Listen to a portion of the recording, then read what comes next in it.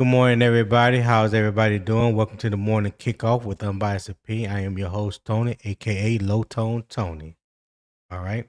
So Dave Canales challenged Princely Umanmielen to step forward after Carolina lost Nic Scourton for the season. At Fan Fest, Umanmielen responded. He repeatedly reached the backfield, chased quarterbacks out of the pocket, and had to pull up because the quarterbacks were protected from contact. That is encouraging evidence.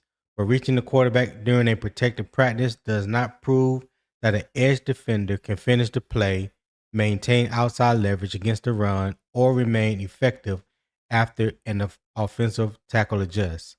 So the real question is, did FanFest earn Princely Umanmielen a larger defensive role, or did it only earn him a more serious evaluation against Arizona? So today we will determine what he must prove next, break down the Chicago Bears offense Carolina will face in Week 1, and identify what the Panthers must learn from Thursday's Hall of Fame game. All right. The FanFest showed that Umanmielen can get into the quarterback space, and that alone is meaningful. A pass rushing does not have to finish with a sack to change a play. He can force the quarterback off his spot, speed up his internal clock, disrupt timing with the receivers, or steer the play into another defender's area. Those are all real impacts that show up on film, even if they do not show up in the box score. But getting there is only part of the job. The real test is what happens next. Can he stay control at the point of attack, hold the edge if the player extends, recognize misdirection, and still win when the tackle adjusts? FanFest showed the burst. Thursday in the Hall of Fame game is where Carolina starts finding out if it turns into complete edge play under live conditions. So here's what we are putting on the table today. In the first half, we will identify the 4 things Umanmielen must prove against Arizona before Carolina can expand his regular season role. At halftime, we will scout the Chicago Bears. Chicago enters year 2 under Ben Johnson after producing one of the NFL's most explosive offenses. We will determine whether Carolina's greatest Week 1 concern should be Caleb Williams' individual playmaking or the complete structure surrounding him. In the second half, we will return to the Panthers and answer a larger preseason question. Should Carolina use the extra Hall of Fame game primarily to evaluate roster depth, or should selected regular season combinations receive enough work to establish continuity? We are separating promising practice results from real football proof. So let's start with the Panthers. So I want to say good morning to everybody. D Cash. What up, my guy? He said, Tony, what's up? What's up, D Cash? Anthony Brown said, what's up? What's going on, Anthony? You guys make sure y'all hit that like button on your way in. I greatly appreciate it. All right. Not V. Kalu said, good morning, Tony. Good morning, my guy. Appreciate you for tapping in. He also says, game week. Absolutely. Can't wait for some real live bullets. Tebow C. Panthers 59 said, good morning. Good morning, my guy. And my homeboy Nick, a.k.a. Brassy Knuckles, said morning. Good morning, Nick. Good morning, Nick. Thank you for tapping in. You can also hit the panel if you want to be part of the discussion today, Nick. Let me drop it in the chat real quick. So yeah, those are the 3 topics that we're discussing today. And let me just drop this right in there for you if you want to hit the panel, come on up. All right.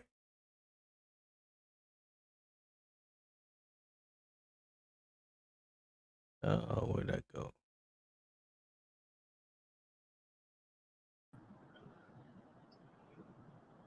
Nick, what's happening with you? Nothing much. How you doing? Man, I can't call it. How you feeling this Monday, man? How was your weekend? Everything go good?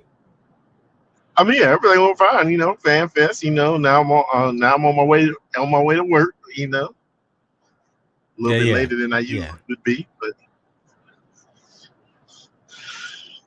yeah. Okay. Things good, man. All right.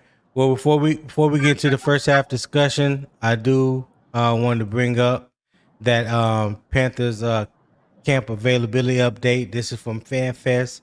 Derek Brown and Devin Lloyd took a veteran rest during Fan Fest. That's all it was. No injuries to report, anything of that nature. So I think Dave Canales did mention that some guys that they had dedicated to take their veteran rest day on certain days, and these guys' rest day happened to land on the day of Fan Fest. So it was a veteran rest day, nothing to be alarmed about, no injury report. So that was definitely good news about that. Let me bring to the stage my boy Poppin. Poppin, what's happening? What's good now? What's good? I can't call it, man. I can't call it 6 in one hand, half a dozen other. I call it even every I hear you, time. man. Ain't nothing changed. Ain't nothing changed. Tar Heel F3U said, "What it do? What is up?" Tar Heel, what's going on? Thank you for tapping in, my guy. And real quick, Matar Lomax with the $2 super chat. He said, "What's good, my boy? I'm ready for Thursday." What's good, Matar? I think everybody ready for Thursday, man. Everybody is ready for some pads to pop. The click clack. I'm ready for all of it. I get too excited. I start stumbling over my words just thinking about Thursday. So I'm gonna try to digress and progress my way slowly through the rest of the week until that day, and hopefully I can maintain a certain level of balance, if you will. But yeah, appreciate that $2 super chat, my guy. Make sure you hit that like button on your way in as well. So yes, that was the quick injury report. All right. So now we're gonna get into Princely Umanmielen. All right. So here's the facts first. With Scourton out for the season, Carolina needs additional production from its edge rotation. The Panthers added Jalen Phillips during the offseason. Patrick Jones, a second, returned healthy, and Umanmielen entered his second NFL season as one of the players expected to take another step. Canales challenged Umanmielen to become the player the defense needed following Scourton's injury. Canales also said Umanmielen had been playing faster since the beginning of camp and had consistently pursued the football across the field. All right. At Fan Fest, Panthers.com observed Umanmielen in the backfield repeatedly, flushing quarterbacks and pulling up before contact because of their no contact jerseys. So the context is there are three separate parts of pass rush production. All right. Did the defender win the initial matchup? Meaning, did he defeat the tackle or gain access to the quarterback space? FanFest provided encouraging evidence there. All right. Did the rush affect the quarterback? Did the pressure change the quarterback's timing, feet, or decision? Pressure can still be successful when it forces an early throw, a check down, a scramble, a broken route progression, a movement towards another rusher. Did the defender complete the play? Did the pressure become a sack, a quarterback hit, a forced incompletion, a holding penalty, a turnover opportunity, a teammate's cleanup sack? FanFest could not completely answer the third question because the quarterbacks could not be tackled. That is what makes Thursday important. All right. So what we have here, Princely Umanmielen, what must translate? What must translate?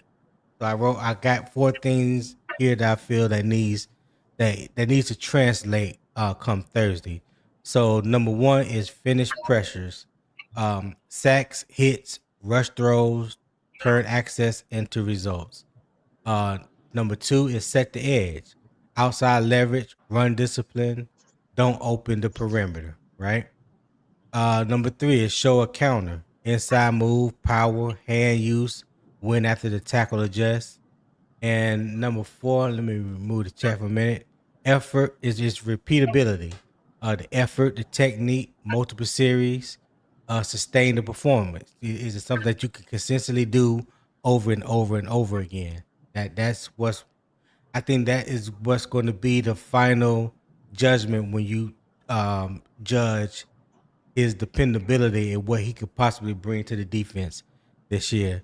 So, Nick, I'll go with you first. When you look at the 4 things here that must translate, what order would you recommend? Give me your What top order two. would I rank? Let's start with that. Give me your top two. What are the top two things that must translate for Princely come Thursday? In no particular order, I'm going to say finishing the pressure and setting the edge. Finish the pressure and setting the edge. Yes. Okay. Well, why you go with finish the pressures? I mean, because no matter how the pressure turns out, when I think of finishing the pressure, I'm thinking of maybe getting the guy to move off his spot to. I mean, obviously getting a sack is a great thing, but I don't look at it as the only thing of finishing the pressure, because you can force him into one of your teammates. That's still finishing the pressure, in my eyes. You can force him to throw faster than he wanted to throw, which could lead to a turnover. That's still finishing the pressure in my eyes. That's a fact. And so keep talking. So at the end of the day, him forcing that quarterback into duress can cause issues for that quarterback, or could end the play right then and there. So that's what, just like at me, we have always said, without pressure, ain't no sacks anyway. So right. So right. That is one thing. And then I picked setting the edges because that's the one thing I need to see him do, because he is a smaller, and I don't want nobody to say that I said he is a small dude. Princely is tall as crap, but Princely only weighs like 240 pounds. So at the end of the day, do you think he put on weight this offseason? Because from what everybody said, it looks like he has gotten bigger. I don't know. I mean, it looks like he's gotten leaner. It don't look like he got. I don't know where y'all see him getting bigger. The dude looks thin for his size. Well, if he lost weight, there's one thing of being lean but packed on muscles. Because muscles gonna look less heavy than fat. But if you if you weigh 245 and now you 240, that's not good. I don't care what kind of lean muscle you put on. That's not what we want to see. He looked leaner. I don't know his weight. I mean, obviously we're not, just like we've always said, they leave that initial weight up there forever. So yeah. Hold on real quick. Shout out Matar Lomax for the 2 jewels silver star. I still don't understand what the jewels are, but hey, Matar, I appreciate you, my guy. Appreciate you. Thank you for the is it super chat? Do you call it a super chat, or is it a super jewel, or what? Because I don't know. I don't know what to call it, but I appreciate it. Either way, my guy. Thank you very much. Go ahead, Nick. Yeah. So I don't know. I don't know what that means, as well as you. Just like you said, you don't know what it means. I don't know what his size. I don't know. He does look leaner. He does look leaner. He looks like he has put on. Okay. He has taken the opportunity to work on his craft, i.e., work on his body. So I don't know what that encompasses weight-wise, but at the end of the day, we all know he was a smaller edge rusher from the start, not height-wise. That's a fact. But weight-wise, which would mean that sometimes the tackles could wash him down easily. So I hope to see that he's able to, just set the edge, force that tackle to have to use another move to wash him down, or don't just automatically get washed down onto. So then, I mean, and that could be fixed by, just like what you said with the counter moves too, because as long as you don't let that tackle get to your body, there's almost absolutely no chance he'll be able to wash you down. So yeah, so we'll see how that works out. So that's why I picked the ones that I picked up. Poppin', what's going on? Can you hear me? Yeah, I can hear you. What's up, y'all? What's up, all right? What's up? How was your weekend, brother? Busy. Yeah. Busy? Not much fun, but busy. But it's all good. Things got done. Already. That at the end of the day, that's what matters most, right? Absolutely. So what must translate for you in your eyes? So I have 4 things up here that I felt that must translate for Princely come Thursday in the Hall of Fame game. What would be your top 2 things that he must translate? And it don't have to be in any specific order that I put it in. What are your top 2? Finish pressure and repeatability. I don't know. I mean, I everybody like says, that. set the edge. He can't set the edge. I mean, I don't think he's been out there enough for us to say he can't set the edge. I think we're just throwing something on the guy. We That's really a good don't know. point. And That's a I good hate point. I hate throwing labels on people when you ain't got enough tape on them to say, oh, this is actually what's going on. So that right there is just it's like when they say all black people are late. Man, you can't do that. You can't do that. You just throwing a label on it just because a few people that you work with is always late and they black. So yeah, the stigma, the stereotypes.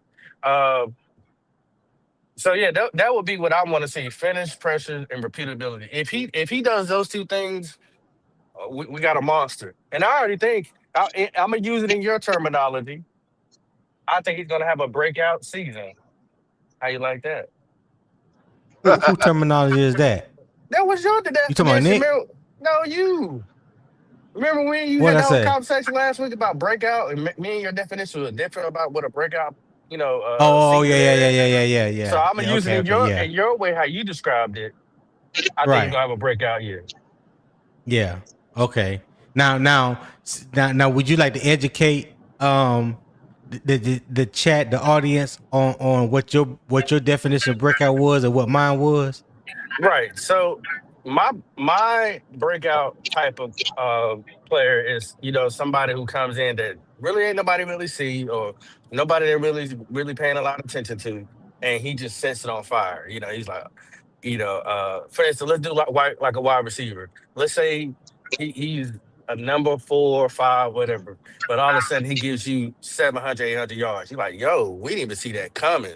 That type of, you know what I'm saying, No. breakout, So or just so at least. you're giving my definition first. I'm waiting for you to get to your definition because No, no, that wasn't your initial definition, sir. your definition was doing better than the previous year. That's what you said. Oh, when we were talking about that one particular player, yes. But You're right. that No, sounds he objective right. because He right. you like he breakout break like a person break out, and I'm like, what kind of number? Like, what do you mean by that?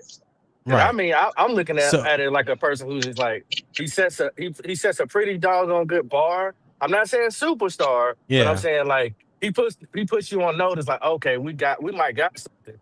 Now you just wonder, can he yeah. do it 2 years in a row?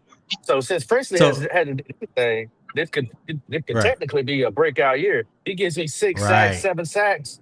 Oh, we working with something. right, right. Hit that Okay. that All that right. Because notification.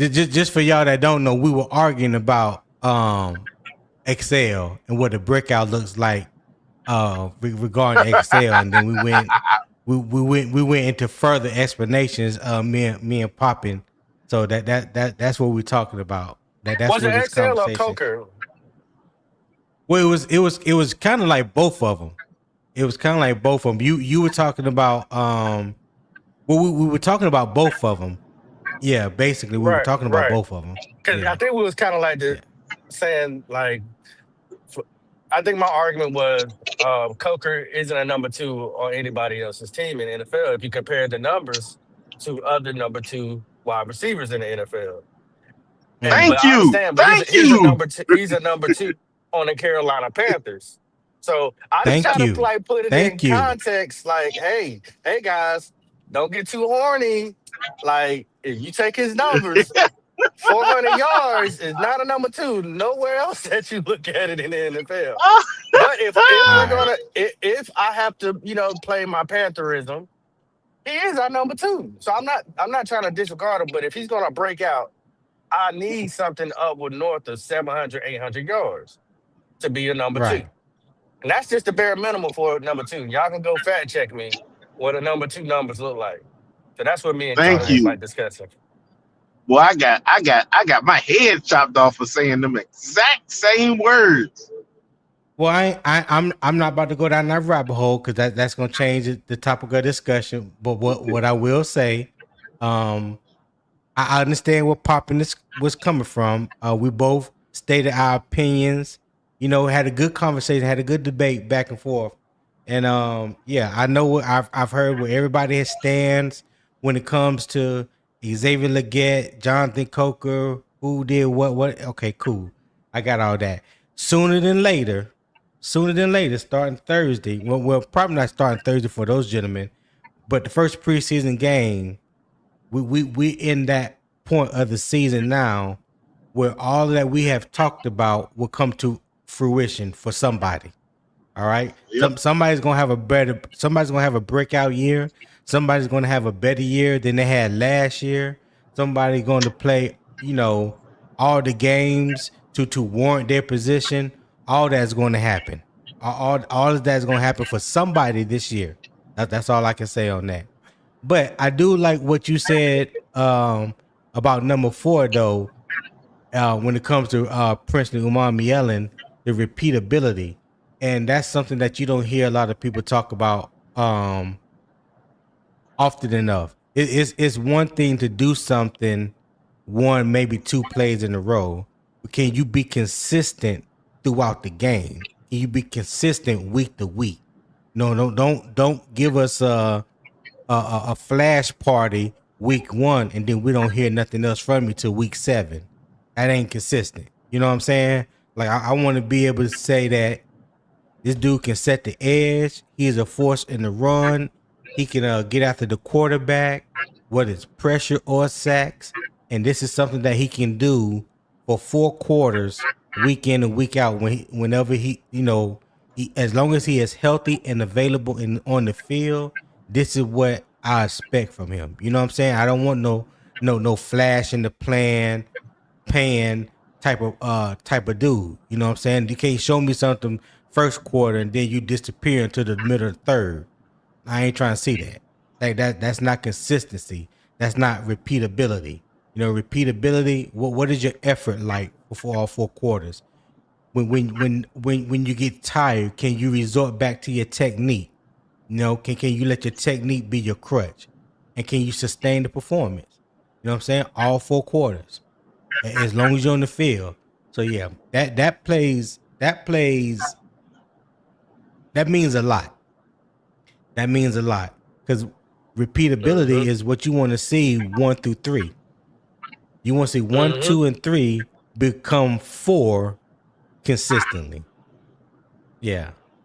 That's how I feel about that. So I wasn't there. Nic, you was at Fan Fest. What did you see from Princely during the Fan Fest? And I know this was a controlled scrimmage, so I'm not trying to get nobody hopes up or anything like that. But he was mentioned, so I'm just curious as to what you had, what you saw. Yeah, he was chasing the quarterbacks. Most of the ones where you saw the quarterbacks like they got out on the run. That was Princely that forced him to get out on the run. So, and then obviously, obviously we're not gonna see no finish here. He's not even putting in he shouldn't be putting in 100% effort because he doesn't want to accidentally hit the quarterback. I think he learned his lesson from that last year. So he's chasing them enough that they got to run. They got to run from him, and then he's pulling up and saying, "All right, you can go ahead and throw the ball now." Right. So at the end of the day, we already know we're not gonna see it until we go up against somebody else quarterback and he's all right with hitting them. Right.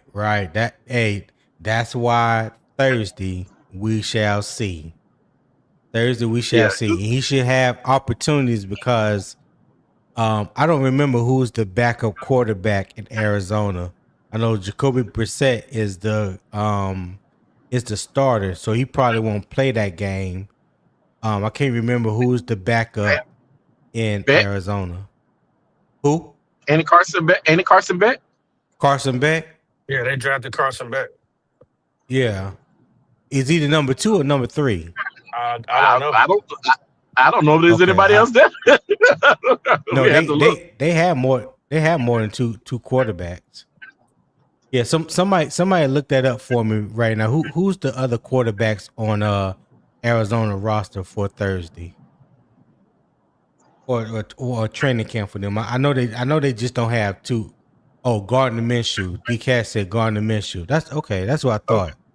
All right. So he gets opportunity against a veteran quarterback in that game. As long as Gardner Minshew plays more than a couple series. And we'll see what he can do with a veteran proven quarterback in the backfield as opposed to Carson Beck, his first time out. I'd rather see him against the veteran. Yeah. Yeah, makes sense. I don't know if you will though. I actually think this might be the opportunity to get the jitters out for Carson Beck. See what he can actually do. I don't know. Okay. Shout out to Matal Lomax again for the 10 jewels gold coin. Hey, appreciate that, Matal. Really appreciate them jewels. Don't know what they are, but I appreciate them. Yeah. I appreciate it. Thank you, my guy. So Poppin is does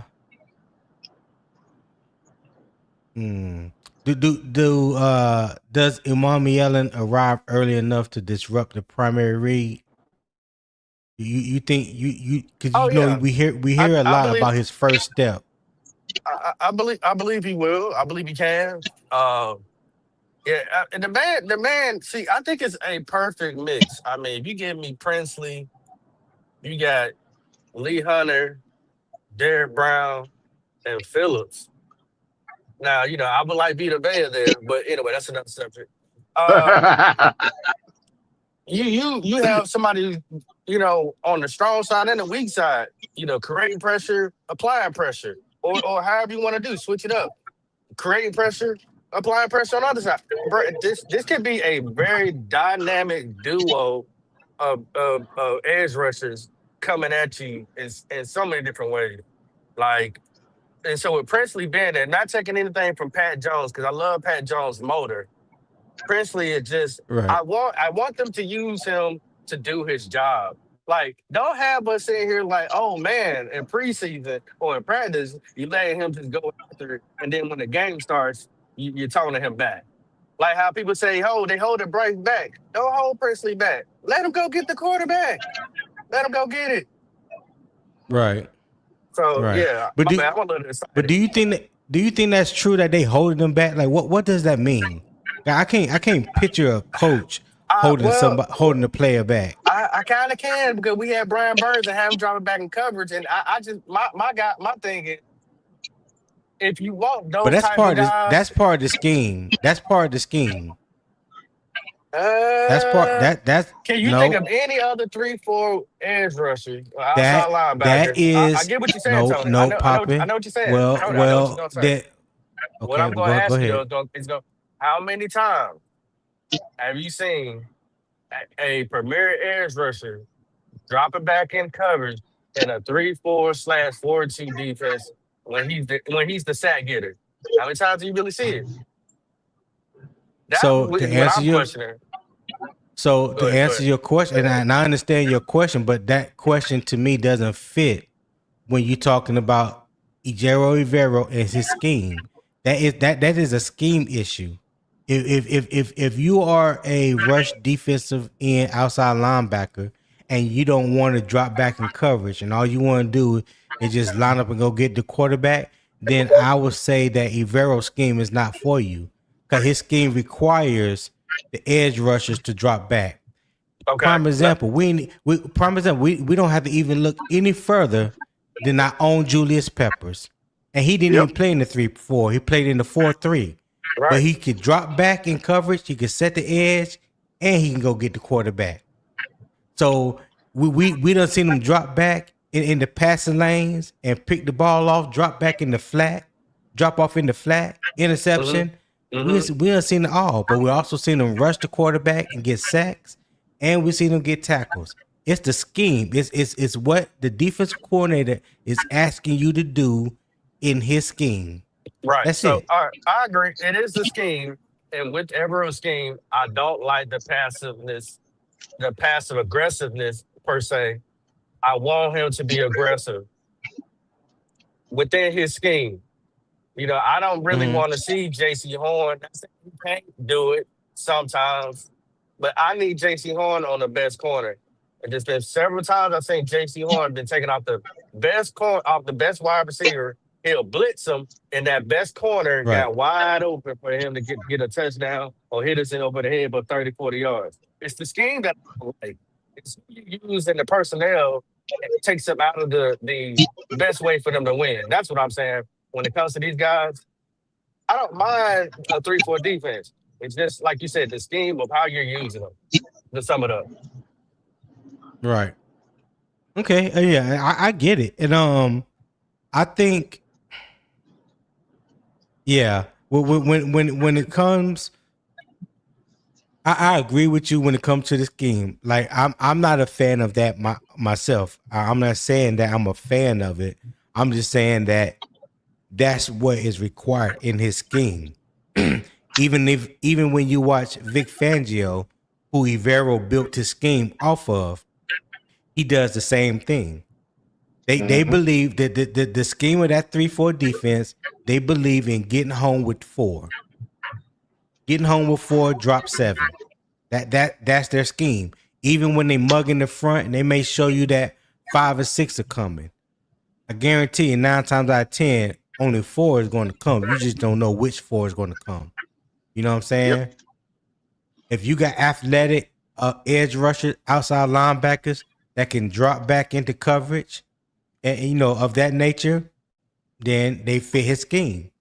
Devin Lloyd plays off the ball line, off ball linebacker, but he's great in pass coverage as well.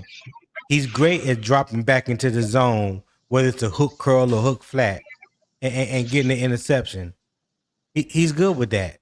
So I think he will fit into the scheme just perfectly. Yeah.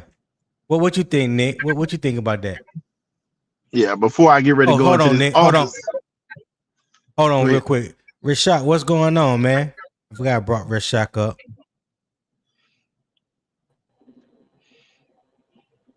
Rashad, what's up? Do? What it do, man? What it do? What's good, Tom? Pop? We can't call him, man. Talk to me. Do with your boy. What up, Rashad? Shit. Talk to us, Rashad. What? Hey. What y'all was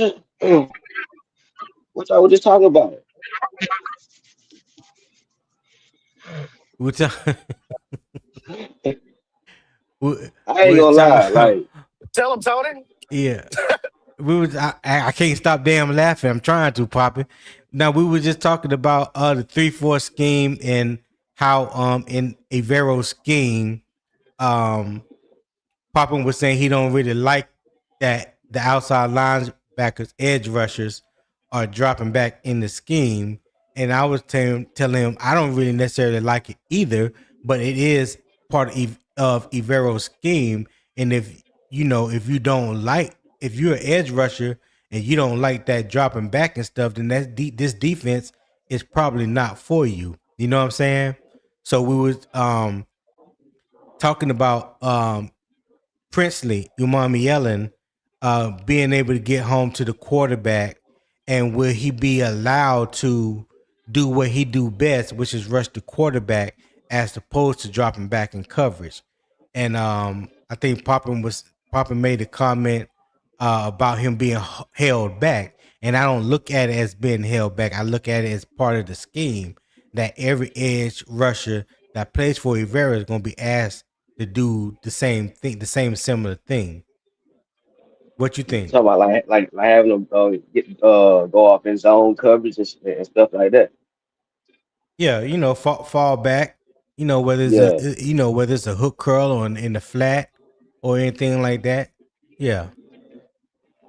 So basically, Poppin is saying that he think Evero's defense is holding Princely back because he's dropping them off in coverage and not just like rushing them. I'm You saying it use them as could. a pure Yeah, yeah it could possibly look like that because if we're going off of what we're seeing in practice and things of that nature, and he's letting them go after the quarterback now. I was saying, hey, don't draw him back. The season start, and then he's not getting the opportunity to get after the quarterback. You just got him dropping back in coverage. I'm not really a fan of that. I just like to use the personnel at what they're good at. I mean, I get it. You're gonna have yeah. to, and it should be somewhere between 6 to 8%. Any more further than that is a little excessive. Yeah, So yeah. Like why do you say that? I just was thinking about on the times where it was Brian Burns. It would be like a 3rd and 15 or something like that, or a 3rd and 12, and he had Brian Burns in coverage. I'm like, damn, why you ain't just rush the dude? Like, there you but I go. mean, I don't know. that's the way he calls his defense. Yeah, like Tom said, man, in Evero's defense, he's gonna put y'all in those coverage, zone coverage schemes. You gonna have to cover somebody. But I mean, I ain't gonna say well, yeah, he could hold them back by doing that, but I don't think that would necessarily hold them back. If you're good enough, you can get to the quarterback. You can get to the quarterback. But Right. yeah, Hold on, but yeah. real quick. Shout out Metal Lomax for the 10 jewels again. Hey, greatly appreciate that, my guy. Thank you so much. That means a lot to the show. We greatly appreciate it. All right, go ahead, finish what you're saying, Rashad. Oh, I was done. I was just saying, yeah. I mean, if he could like that, I don't think he put them in coverage enough, but you can say it can hold them back. If you good enough to get to the quarterback, he's probably. I'm pretty sure he's gonna rush the ball more than he's gonna be in coverage. So, if he's good enough, he'll get to the quarterback. But that's all I have to say. If he's good enough, he'll get to the quarterback. All right. Hey, shout out to Commander 3 divided by 36. He said, "What up, completely biased." What up, my guy? What's going on, man? Hey, you hit the panel, man. Hit the panel. Join the discussion. We'll greatly appreciate you. All right. So, Rashad do you believe one finished sack more valuable than several disciplined pressures?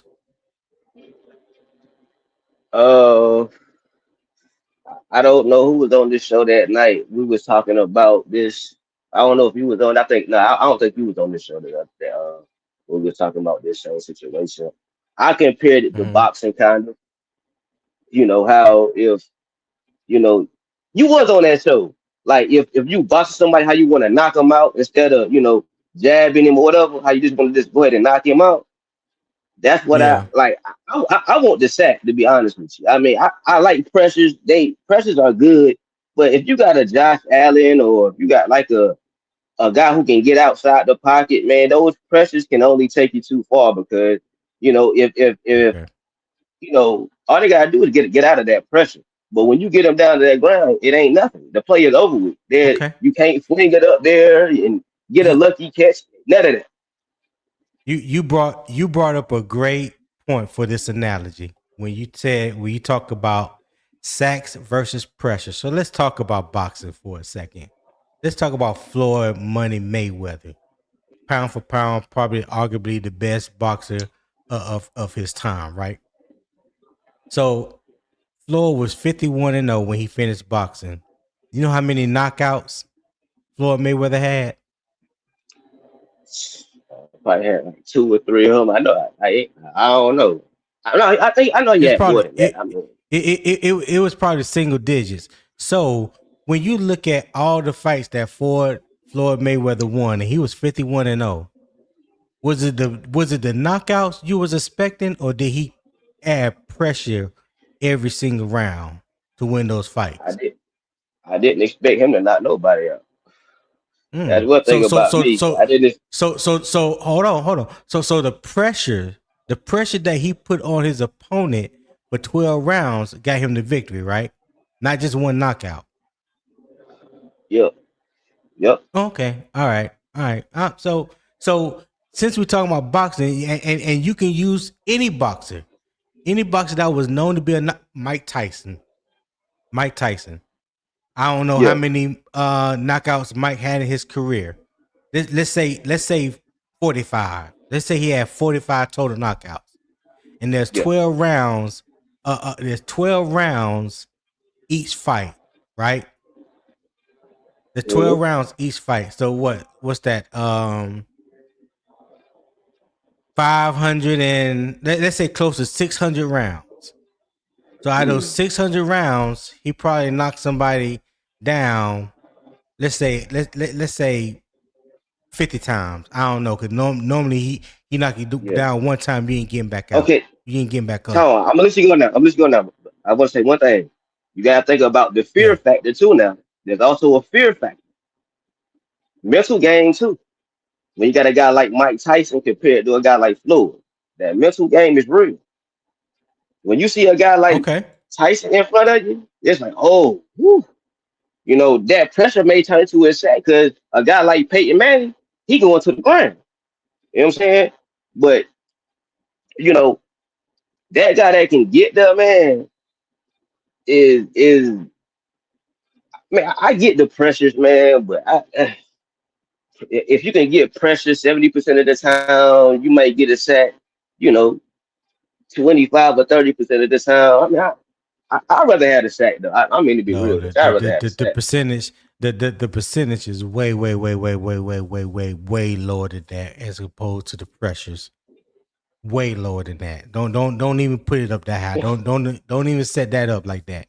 The pressures is probably less than 10. I mean, the sacks are probably less than 10% when you can look at it from game to game.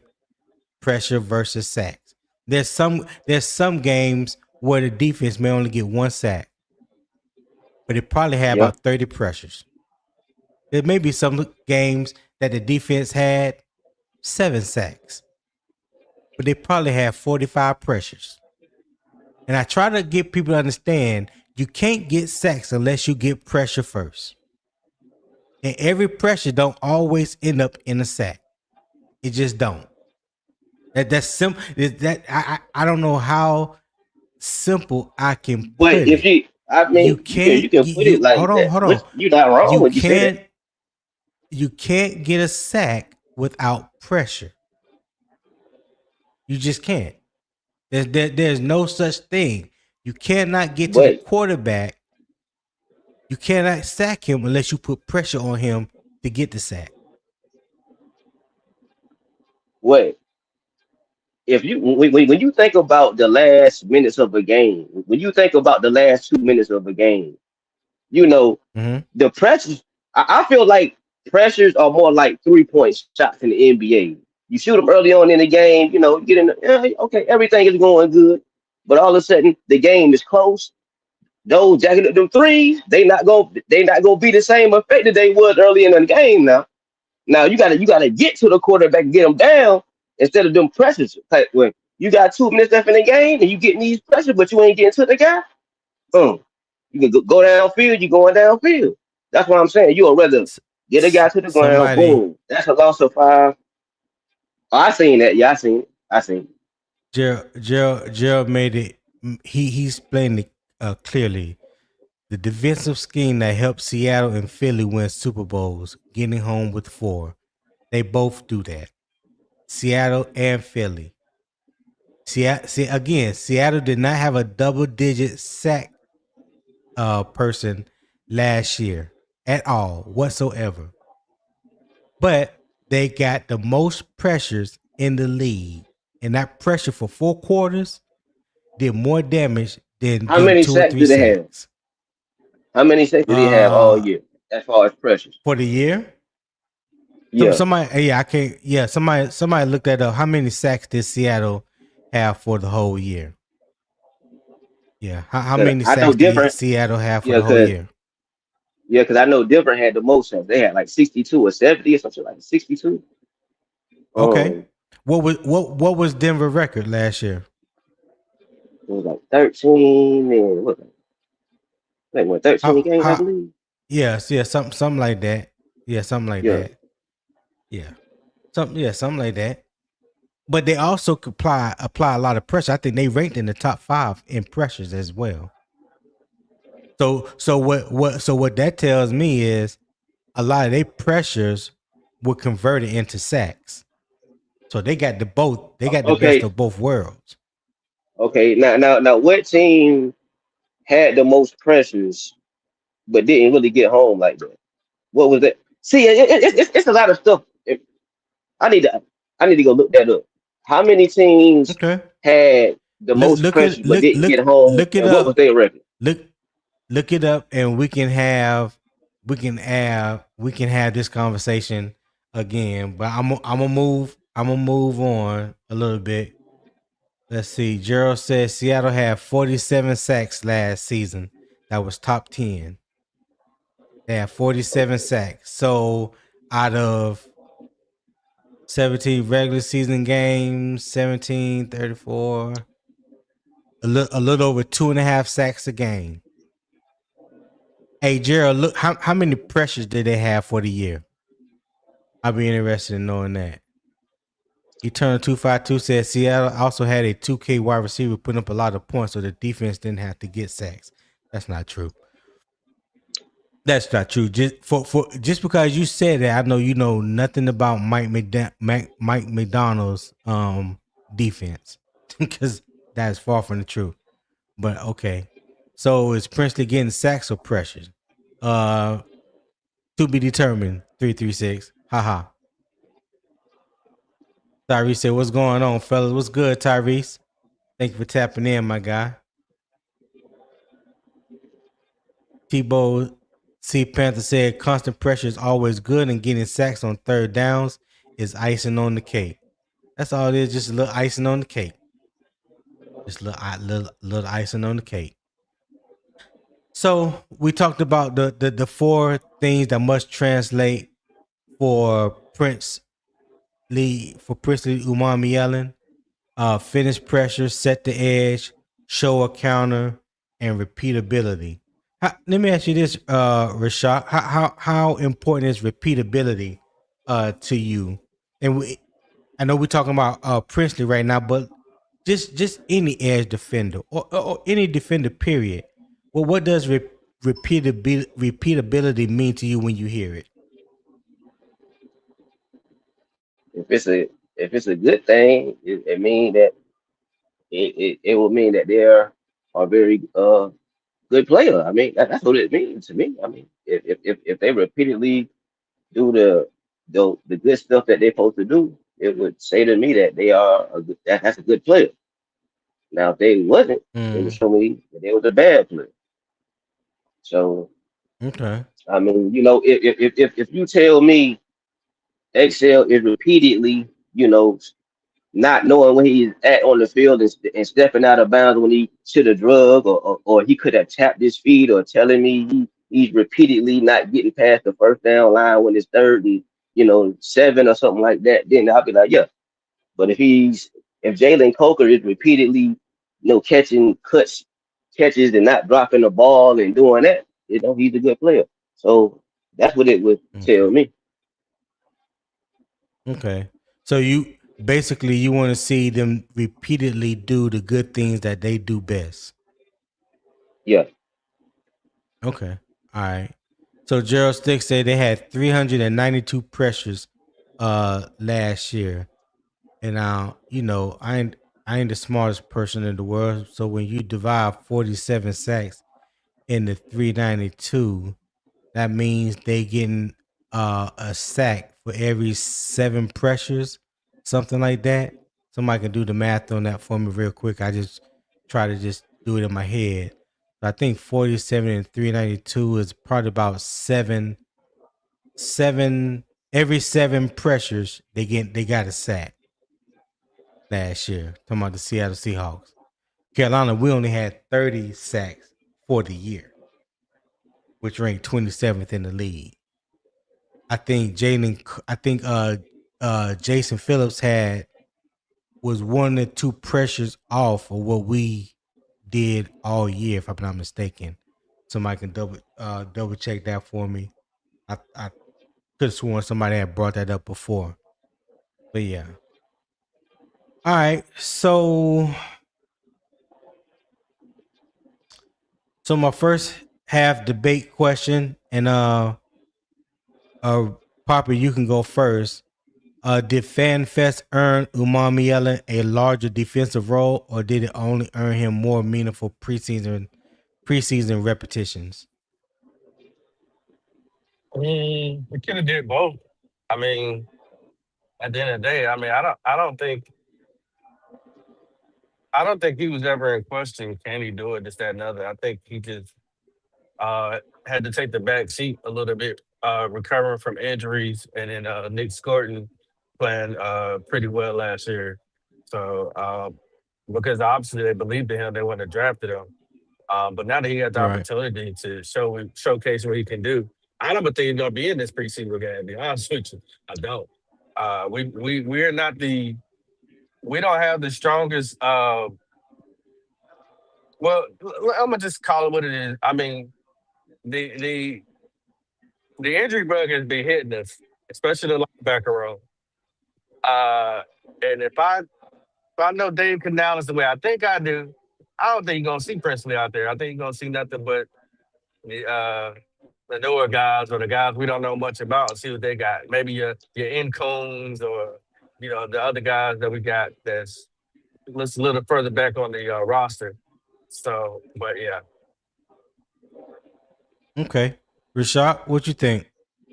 Did Fan Fest earn Umanmielen a larger defensive role, or did it only earn him more meaningful preseason repetitions? Preseason repetition. Ain't earn him nothing. That one little scrimmage ain't earn him nothing. You gotta show more. You gotta do it all throughout training camp, every preseason. Right. So Poppin said he don't believe that we'll see Princely out there Thursday. What you think? You think we'll see him?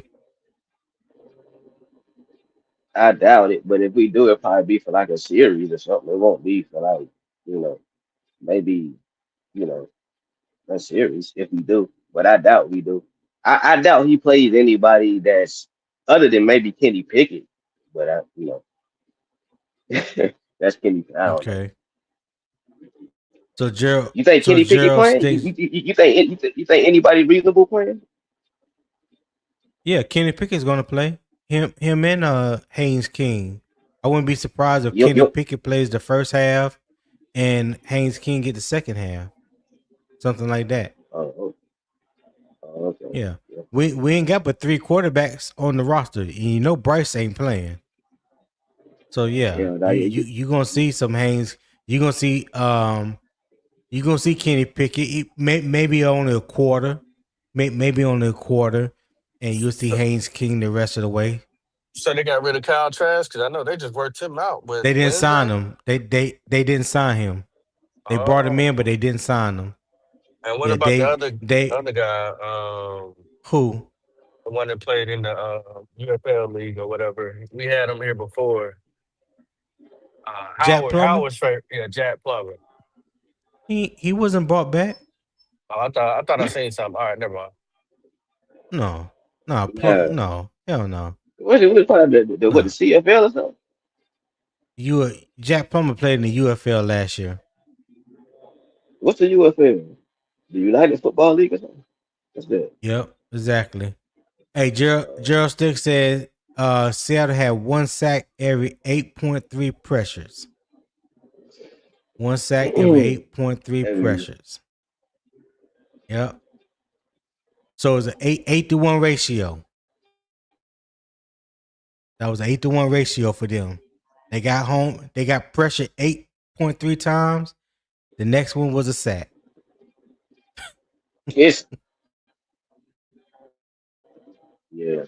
Eternal said Princely will be behind Pat Jones in real season unless he has a James Pierce type season. All right, Eternal. And CJ said the Unwanted Football League. All right. Appreciate you guys tapping in. Make sure y'all hit that like button. I greatly appreciate it. Greatly appreciate it.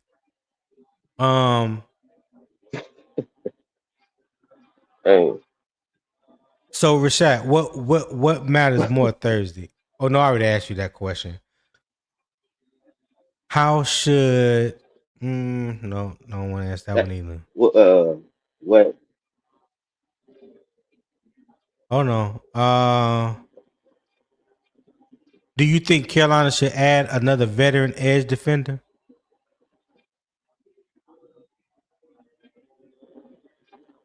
Rashad? At first I said yes.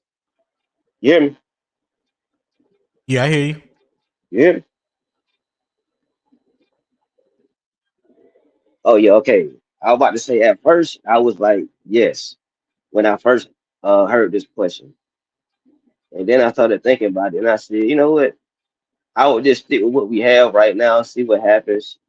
And then by the time we get into the regular season, then we can see if we want to pick up one of those guys. Because I know a lot of those guys don't even want to go through training camp anyway. So a lot of those guys probably wait until like halfway through so they can sign when things start to wind down. But you Yeah. know, if I did have to get one guy, the one guy I do see is Hassan. I wouldn't mind signing him, but it all depends Oh, on what he Hassan want Reddick. and how much you want and if you want to be a starter. Yeah, Hassan Reddick. He's probably like one of Gotcha. the only guys the only vets that I see that as a free agent that I look at like, okay, I wouldn't mind him. But the other guys kind of like, no, I'd rather stick with the guys we have. But he's probably like the only one I see that I look at like, yeah, if we sign him, I'll be straight with that. But I Okay. don't think we Poppin', what you need got? to. But Oh, I wouldn't mind him. You know what I mean? right. Poppin', what you got? I mean, it wouldn't hurt to sign another guy. I mean, we got that guy from Duke, I believe. Heard he's got a lot of potential. It Oh, really Aaron depends. Hall. Aaron Hall. I'm keeping my eye out on him because I'm hearing some good stuff. But is he an edge? I think he's a more of a 3 technique. I don't believe he's an edge defender. Well, we'll see. Hey, you know, they say they like guys that can do multiple things. So I don't know. I don't know. We'll see. I believe he's a three tech too, but Yeah. sometimes I don't understand the things they do. It wouldn't hurt. I mean, especially because of what's been going down lately. I mean, I won't be mad at it. And it really, if you're gonna do it, it all depends on the type of quality of player that you bring it in. Right. Because I don't need nobody else coming here robbing the bank. We're used to that. Turk Wharton. And ain't nobody else doing that. Okay. Papa, I'll go right back to you for this last one. Do you think Princely can become an early down defender or only a passing down specialist? From what you have seen thus far, do you think he can be an early down defender or just a passing down specialist? That's to be determined. He hasn't had enough sacks I think for anybody to really say he can be, an every down uh, guy on the field. I don't know. He hasn't had enough snaps. Uh, so potentially, yeah, I would love for him to be that way. Like I said, with him and Princely on the other side. Um, I mean, him and Phillips on the other side, that'd be great. And like I said, I'm not trying to sit on Pat Jones. I like Pat Jones too. I mean, but this is last season here. You will hope that the guy that you invested in starts to take off. I hope by the end of the year we can really answer that question and say, yeah, he can do it. That's what I really hope. Okay. All right. Rashad, what you got? You have to unmute your mic because I muted your mic. He might be shaking it. Don't just. You said what now? Oh God. Hey,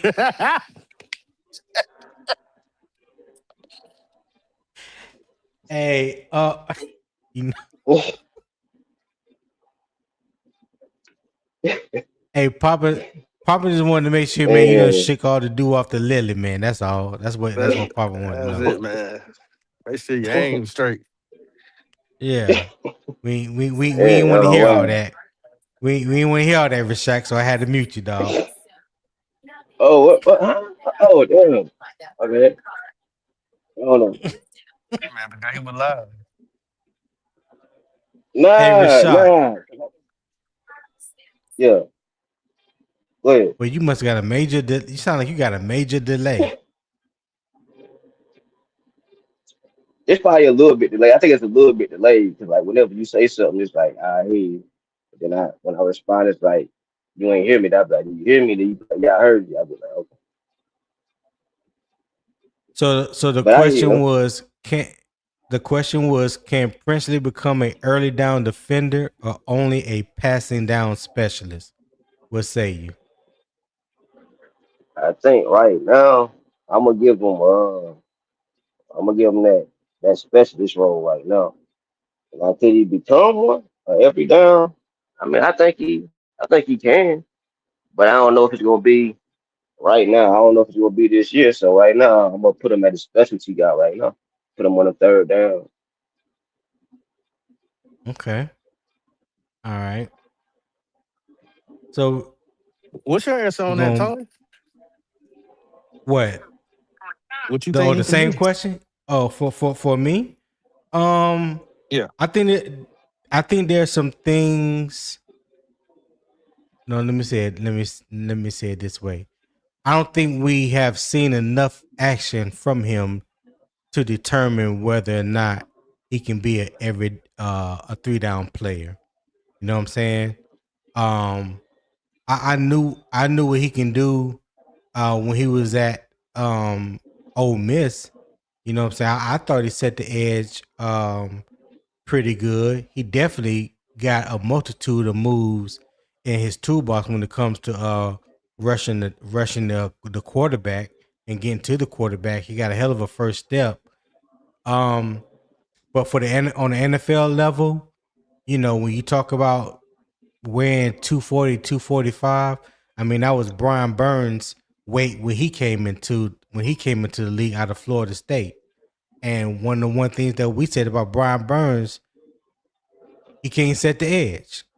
And it wasn't until he put on weight, you know, over the next 3 or 4 years where you saw him become better at setting the edge. You know, we knew the pass rush skills was there. That was there from day one, right? So maybe that's what they see from Princely so far.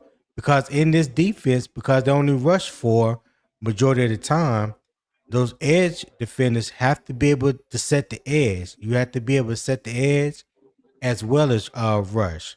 So if you're just a one-trick pony, then that would explain why Nic Scourton was in the lineup over Princely. You know what I'm saying? So I hope he becomes better at that. And because I believe that him and Nick are the future when it comes to edge rushers for us. I believe they are the future. Yeah. Broski, you might as well come on and hit the panel, my guy. We're about to talk about your favorite subject. You are right on time. He said, I doubt Princely and Pat Jones play in the Hall of Fame game. Okay. Hit that like button on your way up. Let me drop the link for you again, my friend, so we can have the discussion about your Chicago Bears. I told you I was going to have this for you today. Man of my word. And you are right on time, my friend. Right on time. All right, so we're going to transition to the halftime. the discipline Carolina needs from its edge rushers, from its edge defenders, will matter immediately when the regular season begins. The Panthers host Caleb Williams and the Chicago Bears in Week 1 on Sunday, September 13th.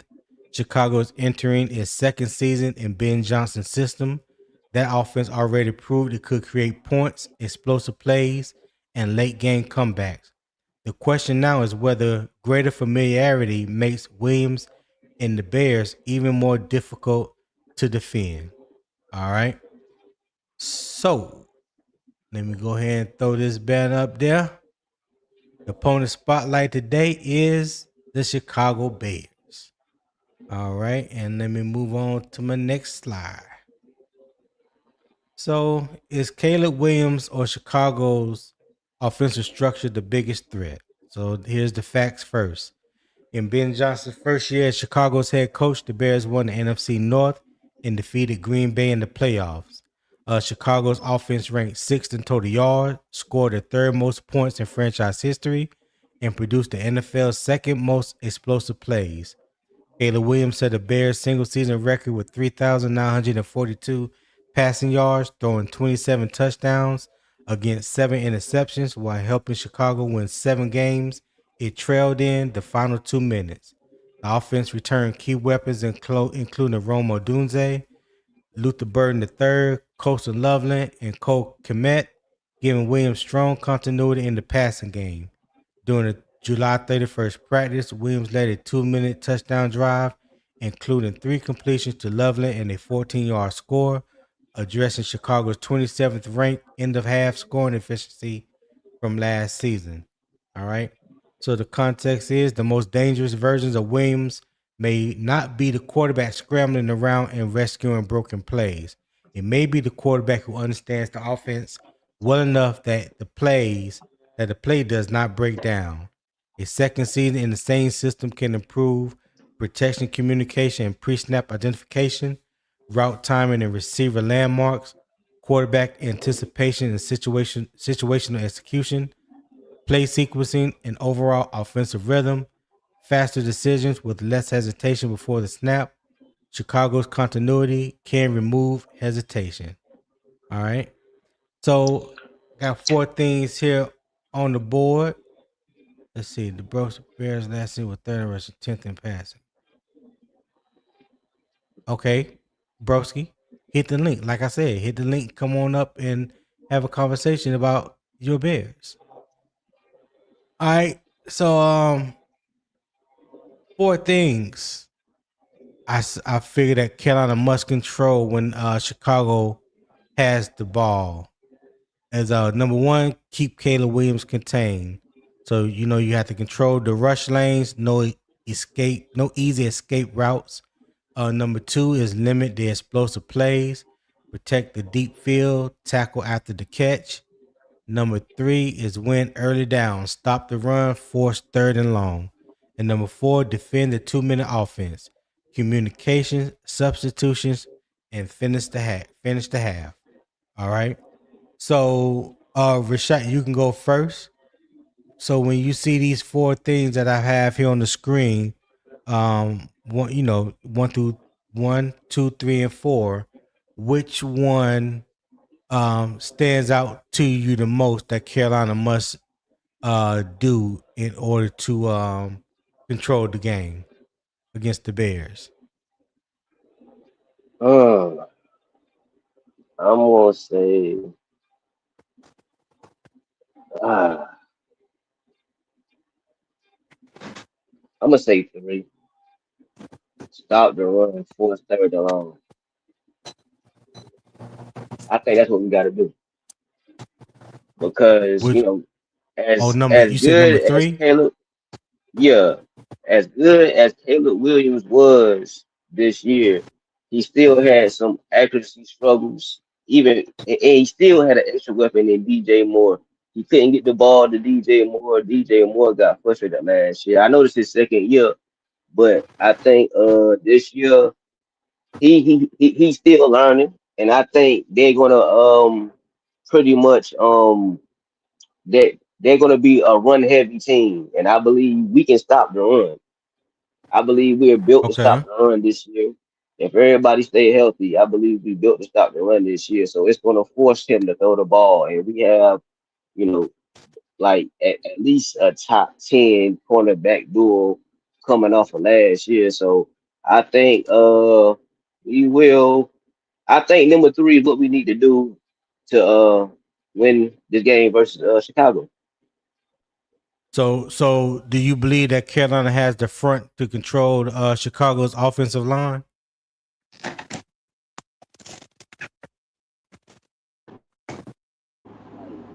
At least a top 10 cornerback duo coming off of Hey last Rashad, year. we So we can we I can think we can hardly hear you. We can hardly hear you, dog. I don't know what you on right now, but we can't even hardly hear you. So I'll come back to you. I'll come back to you on that one. Driver, what's going on, driver? What it do? What it do, baby? Oh How was your man, weekend? yeah. Oh man, I ain't shit, man. Number working, man. Number working for real. Nothing but I feel you. I feel you. Man gotta make Yeah, a man. dollar. Gotta Man make gotta make a some, dollar. man. God. Yeah. Damn. So listen, we talking Man. about the Chicago Bears, especially when they're on offense, and what Carolina must do to control them. So I have one is keep Williams contained, two limit explosive plays, three win the early downs, and the four defend 2-minute offense. So out of those four, which one would you say is the most important for Carolina to control the game? Limited explosive plays, man. So I mean, we could do that. Shit, we good. Yeah. So I mean, I think this You what said limited year what? explosive plays. Yeah, because I think this what Okay. year 2 or year 3 on the that coach he got. So I mean, I'm pretty sure they chemistry together. So they gotta just, we gotta come out there and play like how we play.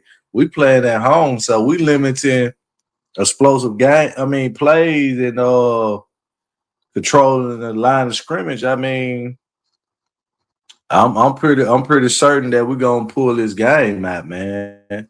I don't really have like I say, it's really not much you could really do until we could see the who gonna be available. But at this point, I think we gotta limit them to explosive plays. Yeah. Okay. So, do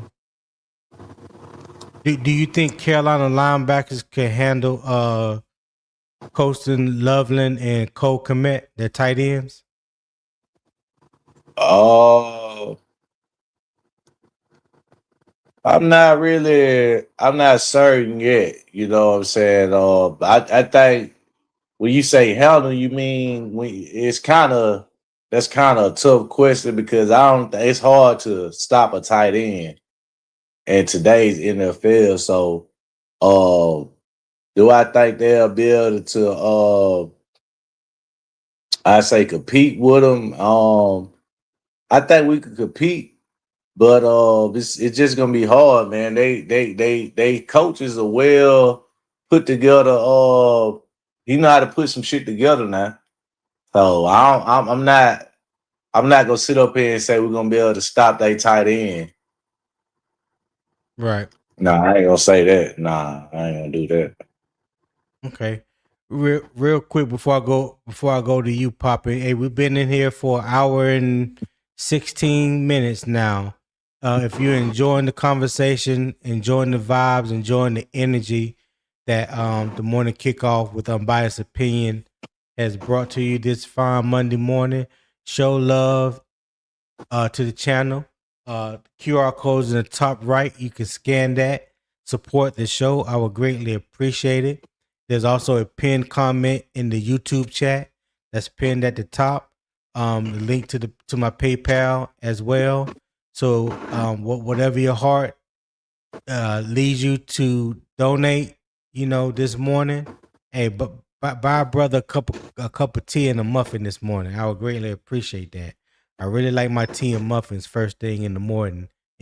So, yeah, this definitely will help go towards making the channel better, improving the channel. I'm always constantly thinking of ways to improve it.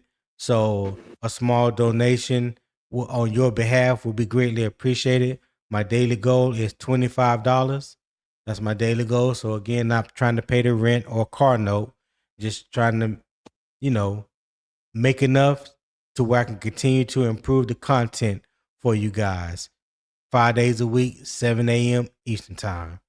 I don't think I've been late not one time thus far. So my attendance is pretty good. I think it's about 100%.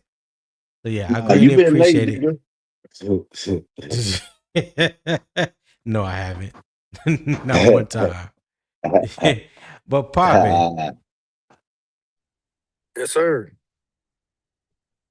out of these top 4, which one is the most important for you that Carolina must control? Well, I had a question about number 3. Are you talking about our offense win early downs or No, their offense? win the early downs, meaning us stop the run, force and third and long. Just what it says. Okay. This is when Chicago has the ball. Okay. All right. I think we got to win the early down. Yeah. Okay. All right. Because if you win the early downs, you're gonna make them go into the halftime have to restructure their concept of thinking of and game plan.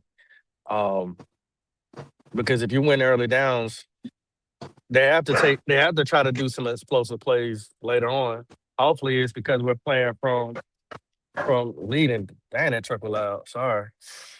Hopefully, because we're winning. And then they have to try to take deeper shots, which is what I would rather them do, because I believe in our corners. But yeah, that's what I would go with. Win the early downs. Do you believe the Panthers can stop the run without bringing their safety down in the box? It's kind of hard to say because we haven't been good at stopping the run in the past several years. This would be the first test. We got all these new additions that we're have put on the team. That should be their first task that they need to accomplish. And this is a good team to do that against. So right now, I'm gonna say no until I've seen it. So what happens if Chicago stays in manageable down the distance? Oh, they're gonna have to go to that chalkboard and draw something up. I mean, you're gonna lose. You're gonna lose. That means they're eating up the clock. You're not getting the ball. That means your offense is just sitting there, and your defense is being tired. And we've seen plenty of that. So yeah, some gonna have to change. Some have to switch. You got to put your paws on them. I like what you did there. Appreciate it, sir. Hey, driver.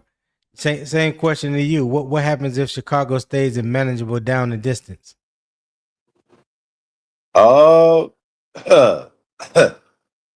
mean, if they controlling the clock, man, I mean, shit, ain't nothing you can do. I mean, this is they're NFL coaches, so I'm pretty sure they could scheme up something, but by watching the Bears play, man, and with the offense they got, man, if they win in that way, man, we like I say, man, we gotta stop the bleeding or we're gonna get smashed either way. You know what I'm saying? So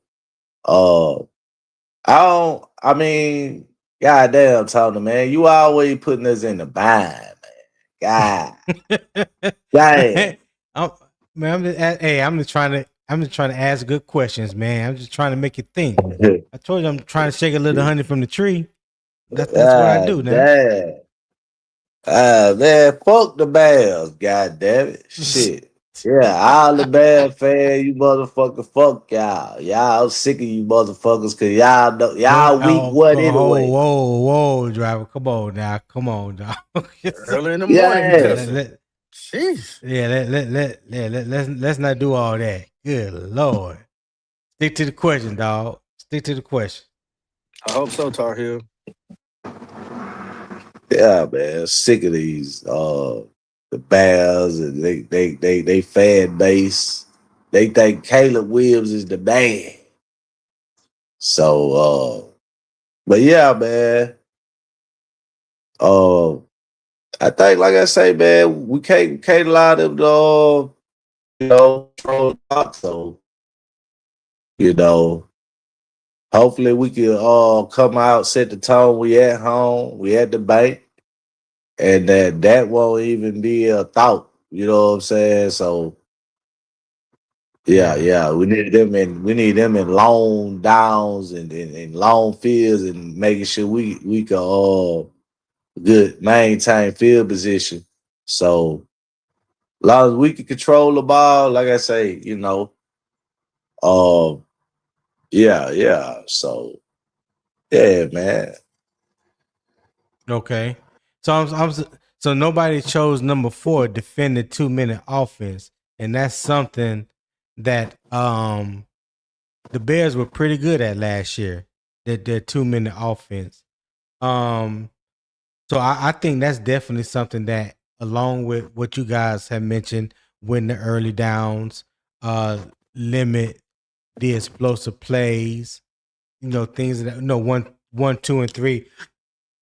But I also think 4, because in 2-minute situations, when you look at what Chicago has been good at in the 2-minute situation and what the Panthers has been bad at in a 2-minute situation, those two things combined is not favorable for Carolina. You know what I'm saying? That prevent, playing in the parking lot defense, as CJ would call it, that don't bode well against a team, with Caleb Williams in the Chicago Bears, who seems to shine in 2-minute situations. So, who controls Carolina's communication during the hurry up situation? Driver, you go first on that one.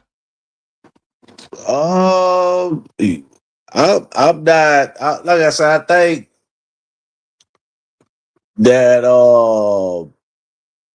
Trevor Wallace gonna end up being the mic. So I think him and the safety, probably get them together. You know what I'm saying?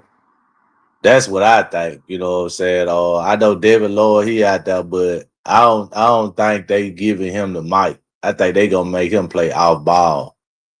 Well, he's gonna be off ball, but he's wearing the green dot, so he's calling the defensive plays this season. Whoa, yeah, where you heard you that sure? from? You sure about that? Yeah, They've already said that. They said that right initially after they signed him. Ivero even talked about that. Dave Canales has talked about that. Yeah, that ain't nothing I'm making up. They said that publicly. I ain't trying to interrupt you, but I see the interview where they interviewed Trevor Wallace and said he was gonna be the mic, and they asked him how it feel that for him to be the wearing the mic to start the season. What interview you saw that? Because I would like to go back and watch it. It had to be like at least 2 weeks ago. So he was doing one probably when they had that the first time they met up in the off season. So it might have been like more than 2 weeks, probably about a month ago. Yeah, I just can't. Yeah, but they asked him now. If you find it, let me know. Yeah, I mean, they were just asking a question. I'm not sitting up here trying to explain that. Yeah. Yeah. So all I'm saying is all I'm saying, Java, is I haven't seen it. If you find it, let me know, because I want to watch it. I want to see it. Yeah. I ain't saying you lying or nothing. Go ahead, Papa. You was getting ready to say something?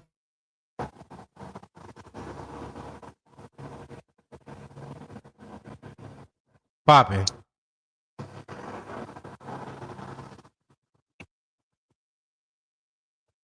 Okay.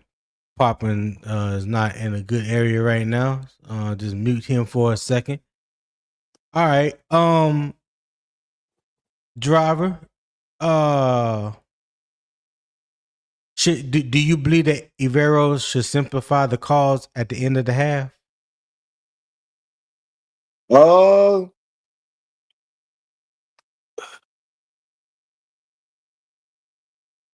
Do I think he should simplify the plays? You say before half? Yeah, should Iveros simplify the calls at the end of the half? Yeah, so it could be at the end of the first half and towards the end of the game. I think, to be honest, I think he actually have been simplifying it, to pretty much. I think it's self-explanatory what he's doing. I think it just he haven't had the players around, to establish what he was trying to do. You know what I'm saying? So I didn't watch players, be in a position they just couldn't make the play. So I'm not thinking, that he has to adjust to accommodate, the talent that we got. But I do think that now that we got some old veterans on defense that could probably,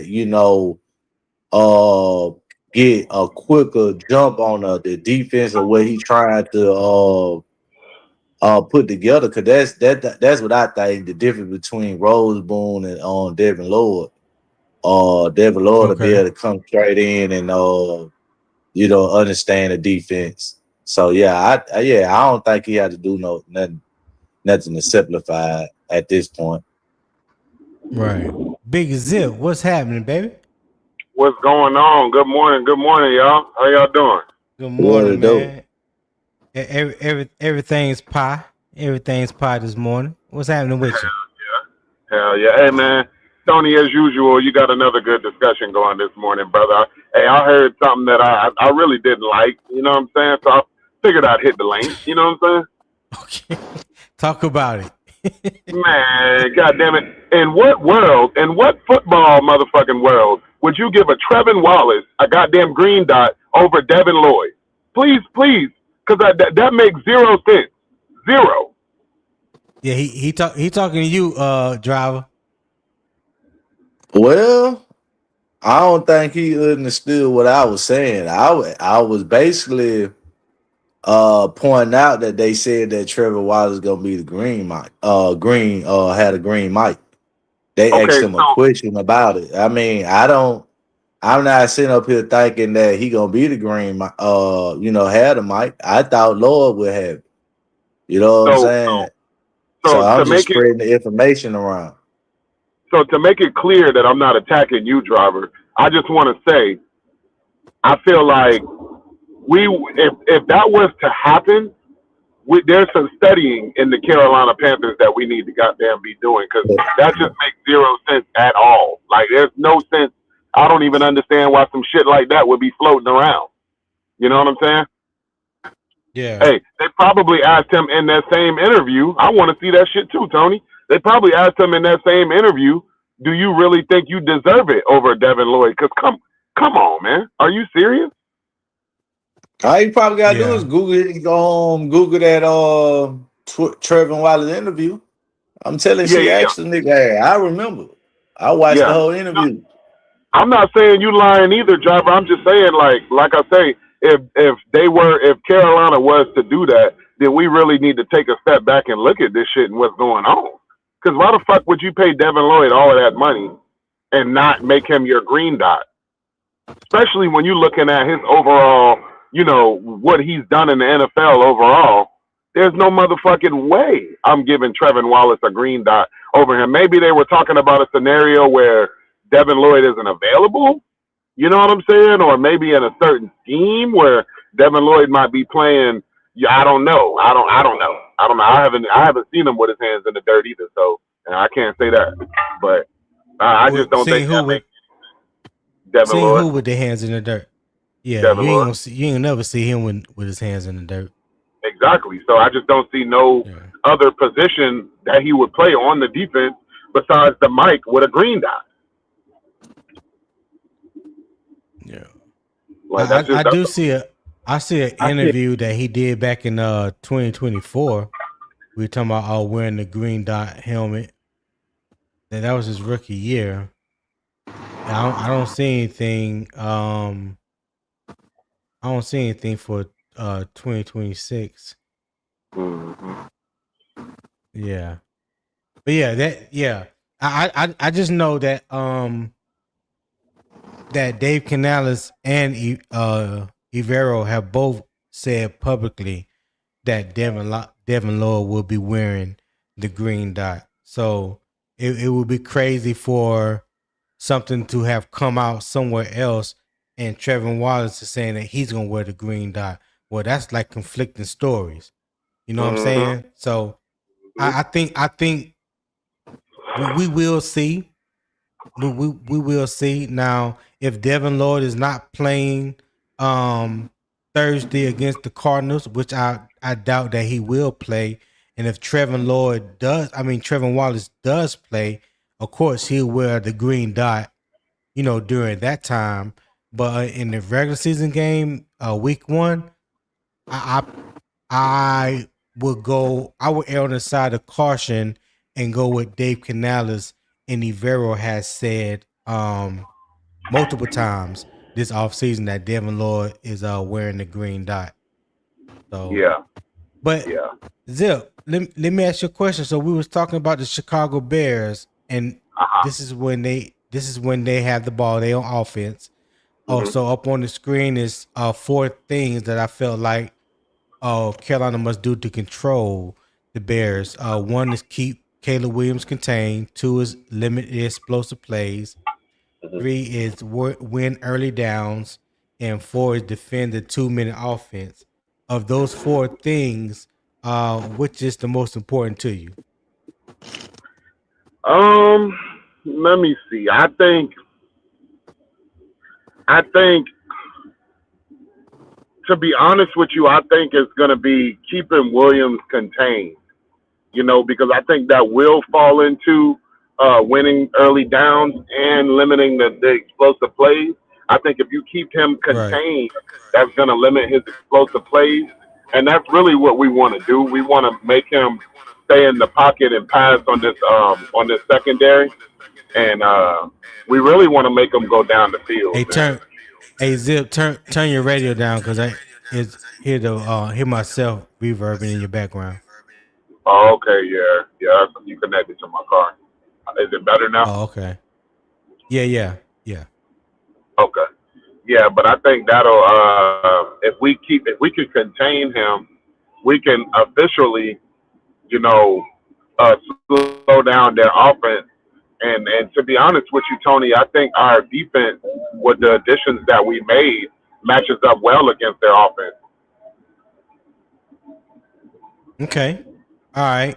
So now when I'm glad you say that because when you look at from they got two tight ends that is equally as good in blocking and pass catching, and Coastal Loveland and Cole Kmet, which when they were coming out of school, I wanted both of them. You know what I'm saying? So you're probably going to see a lot of 12 personnel with those two.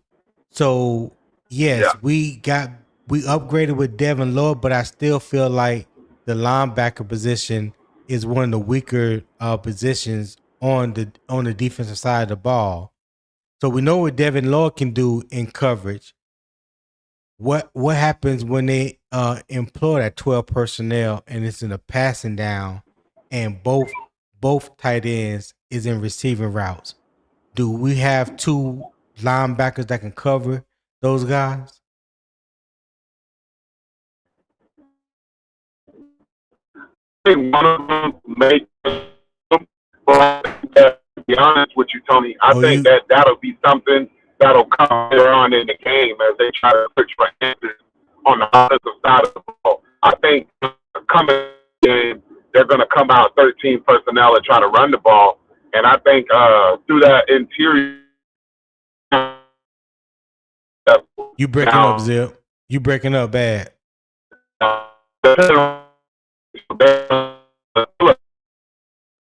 You breaking up, Zip. you know, those guys will get out of edge. But I think we'll get a better, run stopping through the middle of the line this year. Okay, you was breaking up real bad. We missed majority of what you just said.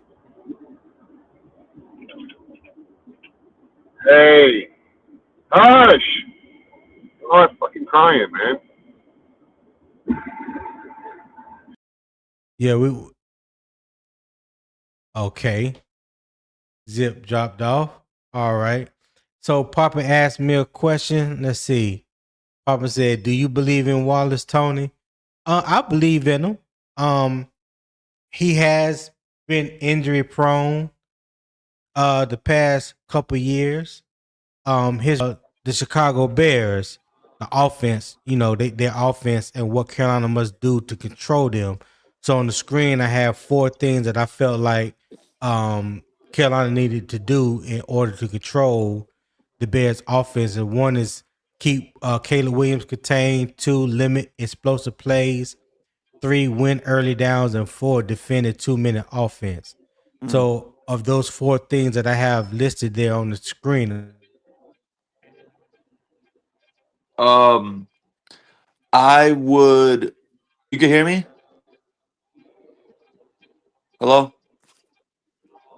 I know my audio didn't just go out, bro. I hear Oh, you hear me? you. yeah, You hear me, Ray yeah, I Shack? hear you. Oh, okay. Yeah, Toe must have. Yeah, Toe must have Okay. something must happen. My answer would probably be I would lean toward 3. I would win the early downs. If we win the early downs and stop the run early, I think we'll have good success against the Bears. For sure. I would lean toward the winning the early downs. But also keeping Caleb contained and keeping him in the pocket. That would be that'd be the other one I'd probably lean toward. Definitely 1 and 3. Oh damn, Toe must. Oh, something must have. Had I some almost have fell technical out. difficulties. Must be. Yeah. Sorry, we hold him down for now, Ray Shack. What's good? What's good, Chilling. man? Yeah, man. Yeah, we was talking about that. I just hopped back on because but he said something about Papa was saying with Wallace. Did he believe in Wallace? I'm like, yeah. I told Papa like Wallace gonna be good this year. I don't know where Papa went to though. He was up here though. I hope you and Poppin are correct. I hope Trevor Wallace is good. But if not, then we need to make an adjustment. I No, want to I see was saying if Papa. oh yeah. Papa Yeah, I was mean, saying, yeah. yeah. No, he was saying what you saying. Yeah, I It mean, was like his I agree injury with what history. Poppin said as in regards to um like if Wallace plays well, that's huge for our defense. But if not, man, I'd love to see Trayvon Morig play more linebacker. I think a lot of people don't realize, bro. He took 200. He played 276 snaps at linebacker last year, so he's getting used to that shit. And if Trevor Wallace's shoulder doesn't hold up, because he keeps having surgery on that same freaking shoulder, and that's alarming. You feel me? If you keep getting surgery on the same thing, and you're that young, it ain't looking too good. It ain't looking too Yeah. good. I mean, he Not a at good all. downhill linebacker. He can be a real good downhill He, linebacker, but yeah, yes, you gotta get I over them. agree. I think Trevor Wallace has has really good ability. Yeah, he's gotta stay healthy. If he stay healthy, I think he can be one of those 90 plus tackles. Um, He can get you some shots too. He can get you about 3, 4 shots. He can get you some shots. Yeah, You know, yeah. I think he's more of a downhill more than a coverage. I don't think he's a coverage linebacker. I think he can be decent at it in the end zone, but Well, you don't want him overloaded. his coverage grade was actually better than his run stopping. I mean, I ain't gonna hold you, Ray Shack. I don't know if you know this. He had the highest missed tackle rate for all starting linebackers last year. He had like an 8.4% missed tackle rate, which is the worst for all linebackers in the league last year. So that's kind of a I big deal. I didn't see Yeah, that. yeah, But I yep. know he did make a few plays though. He made a few plays before he went out with the injury though.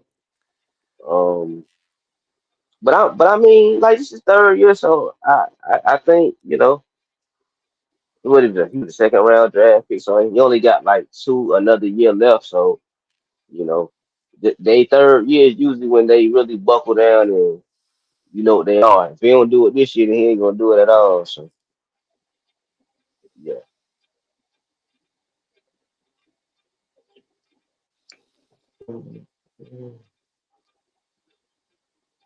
damn,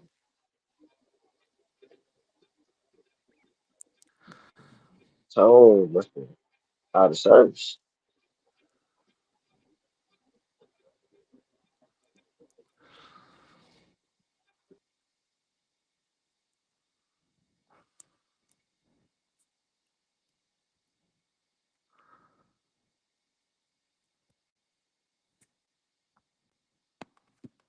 So I mean, I'll try and hold it down until Tone come back.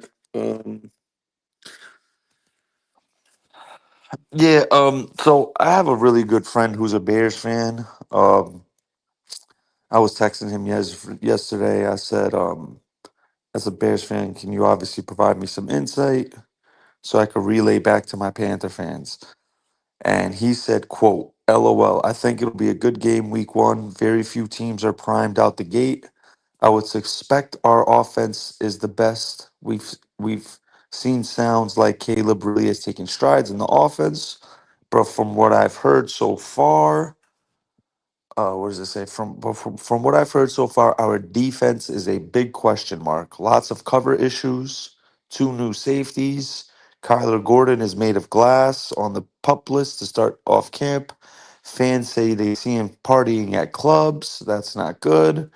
Trevon Dexter gets loads of hate from our fan base, but we have him, the ghost of Grady Jarrett, and one need Andrew Billings, and a rookie who blew out his knee and played edge better than D tackle this year.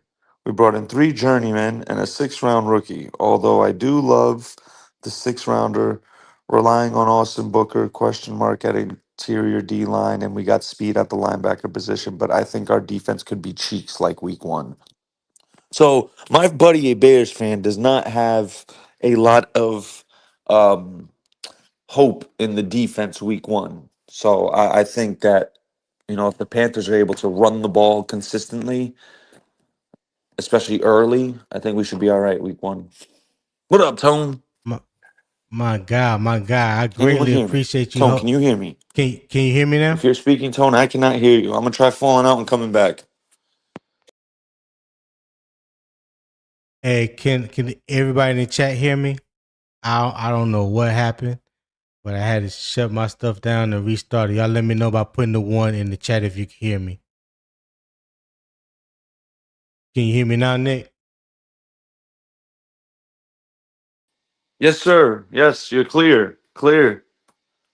Clear. Can you hear Yeah. me? Yeah, I can hear you fine, man. All Yeah, right, cool. I don't know what happened. I lost connection on everything. I appreciate you holding it down, my guy. No doubt. While I try to work this out. So what did I miss thus far? Nothing. I was just filling in because I have like one of my best friends is actually a Bears fan. So we had a conversation the other day. I was just relaying a text message he sent to me. He's basically saying Yeah. how he's reading the offense is looking great, but the defense is not looking good at all. Okay. So, yeah. All And right. Yeah, I apologize. I apologize everyone for that delay. I don't know what happened. I don't know what happened. Go ahead. oh no, I'm good, brother. You rock out. Square circle. You know what? That's that next telephone for you, Tony. Nah, nah. Hey, all my internet connection said it was connected. Everything. Only thing I know, YouTube said the chat was disconnected. Then nobody could hear me on the panel. Then I lost everything. So I don't know. But I'm glad we're back. Hey, appreciate shout out to Nick Tri-State for holding it down again. But yeah, go ahead, Nick. I'm gonna pick it back off what you was talking about. You and your friend. What are you Yeah, saying about the Bears? he's saying Kyler Gordon is starting the season on the pup list and he's made of glass, and they have two new safeties who are adjusting to the defense. But he's saying the defense has not looked good so far. He said the offense has looked good. Luther Burden has been looking real sharp, he told me, but yeah, he said the defense isn't looking too good. And as far as we know, like last year, that was Chicago's weakness. They weren't good at stopping the run. So if we're able to run the ball consistently, I think we'll be all right.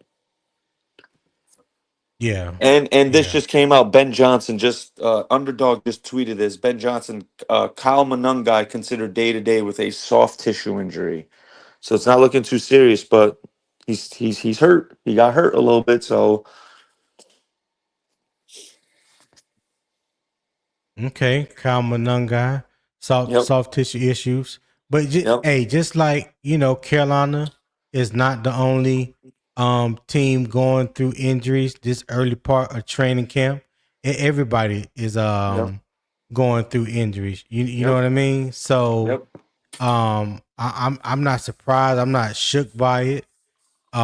I bet you the only thing that they're concerned about is him being ready. Week one. Uh, Week one, right? Yeah, So let whatever's going on right now. Let's take control of it. Let's get ahead of it. And long as he's ready to be part of that two back that two back backfield, dynamic backfield that Chicago has, yeah, I think that's the only thing that really matters is to have him ready for week one. So you probably won't see him much this preseason, Chicago Bears fans, if he nursing a soft tissue injury. yeah. I'm glad you brought that Yeah, up, Tone, because there's a lot of Panther fans who think, "Oh, only we're biting the injury bug right now." It's like, bro, it goes. It's inevitable. You know what I mean? right. It's inevitable. Teams like what team is going to be fully healthy going into the Nobody. playoffs? Nobody. Yeah, Exactly. nobody whatsoever. All right, so I'm gonna transition off this Chicago Bears. All right. So the Chicago matchup requires complete defensive discipline. The edge rushers must arrive under control. The interior line must prevent Williams from stepping forward. The linebackers must communicate against the run and tight ends. The secondary must protect against explosive plays without giving Chicago unlimited space underneath. Carolina does not only have to stop the quarterback, it has to stop an offense designed to make the quarterback's job easier. All right. So Thursday's Hall of Fame game begins determining which players can handle those responsibilities. All right. Let me throw this banner up here real quick. Here it is. And get ready for the next slide. The Panthers have an extra preseason game. The real question is how they should use it. So for this second half of the discussion, we're going to talk about what must Carolina learn from the Hall of Fame game. All right. So yes, the Hall of Fame game is not until Thursday, but there are things that that you could be mindful of that I think is important for us to watch and hopefully look for. Maybe we'll answer some questions that a lot of Panther fans have asked this whole off season. Um, so I listed four that I believe in: the edge rotation, Umanmielen's complete role, the early downs, the pass situations, Brad Izzik's operation. I think that's the biggest one. The play communication, the sequencing of the plays, situational management, receiver game day value, the alignment, the blocking, the special team roles, the role versatility. And number 4 is the unit continuity, enough of veteran structure to evaluate the depth honestly. Okay. So um let's let me let me well, yeah, let's start right here. So how should Carolina evaluate the edge rotation? So that, like I said before, early down snaps, passing situations, consecutive work, multiple alignments, repetitions beside different defensive linemen, opportunities after the offense adjusts. The Panthers should not evaluate Umanmielen only in situations designed to favor a pass rusher. All right. So, Nick, we do it this way. Nick, off Yeah. these 4 that I mentioned that's on the screen, which of those 4 is the most important to you, And and why? this is specifically just for the Hall of Fame game, correct? Tone. Yeah. Specifically for the Hall of Things Fame that game. Yeah, Yep. things that you want to see, things that you may feel like the Panthers needs to work on, Yep. questions that you may have that that needs to Yeah. be answered. I know Brad Isaac and his whole operation. Yeah. That's That's definitely where has I'd been lean. a topic of discussion. But yeah, I would lean toward that, toward number 2. Brad is it. I'm very eager okay, to see, yeah, how we're going to be coming out, formations, route concepts. I'm very, very eager to see what we do. I would lean toward that okay. for just strictly the Hall of Fame game. So I would say there's a number of things. How quickly the call reaches the quarterback. Yep. I think you've heard Dave Canales mention that a couple times when he talks about the communication between Brad Isaac and Bryce. The plays are getting called in a lot quicker. There seems to be a stronger connection between Brad and Bryce than it was between Bryce and Dave Canales. Whether the correct personnel enters the game at the right time, whether the offense breaks the huddle on time. So I know that was a discussion. I can't remember if it was on PPP channel where where we was talking about how many seconds is left on the clock when we break the huddle, and does that give Bryce enough time to read the defense and you know um set up the blocking and all those things, motion and all that within 11 seconds? Do we have enough time? How Brad is it sequenced the plays, how he responds after negative result, how he handles third down, manages the end of the half, how he communicates with Dave Canales. All right. So preseason call sheet, it will be limited, but the operation still has to be clean. All right. It still has to be clean. So do you believe that Carolina can consistently get lined up on time? I sure hope so because to your point, Tone, those small things like that, they matter. How fast the play gets in, how fast the play gets to the QB, how fast they break the line and get set. I don't want to see no lollygagging. You know what I'm saying? Got to be Right. sharp. Got to be sharp. Everything's got to be sharp and efficient.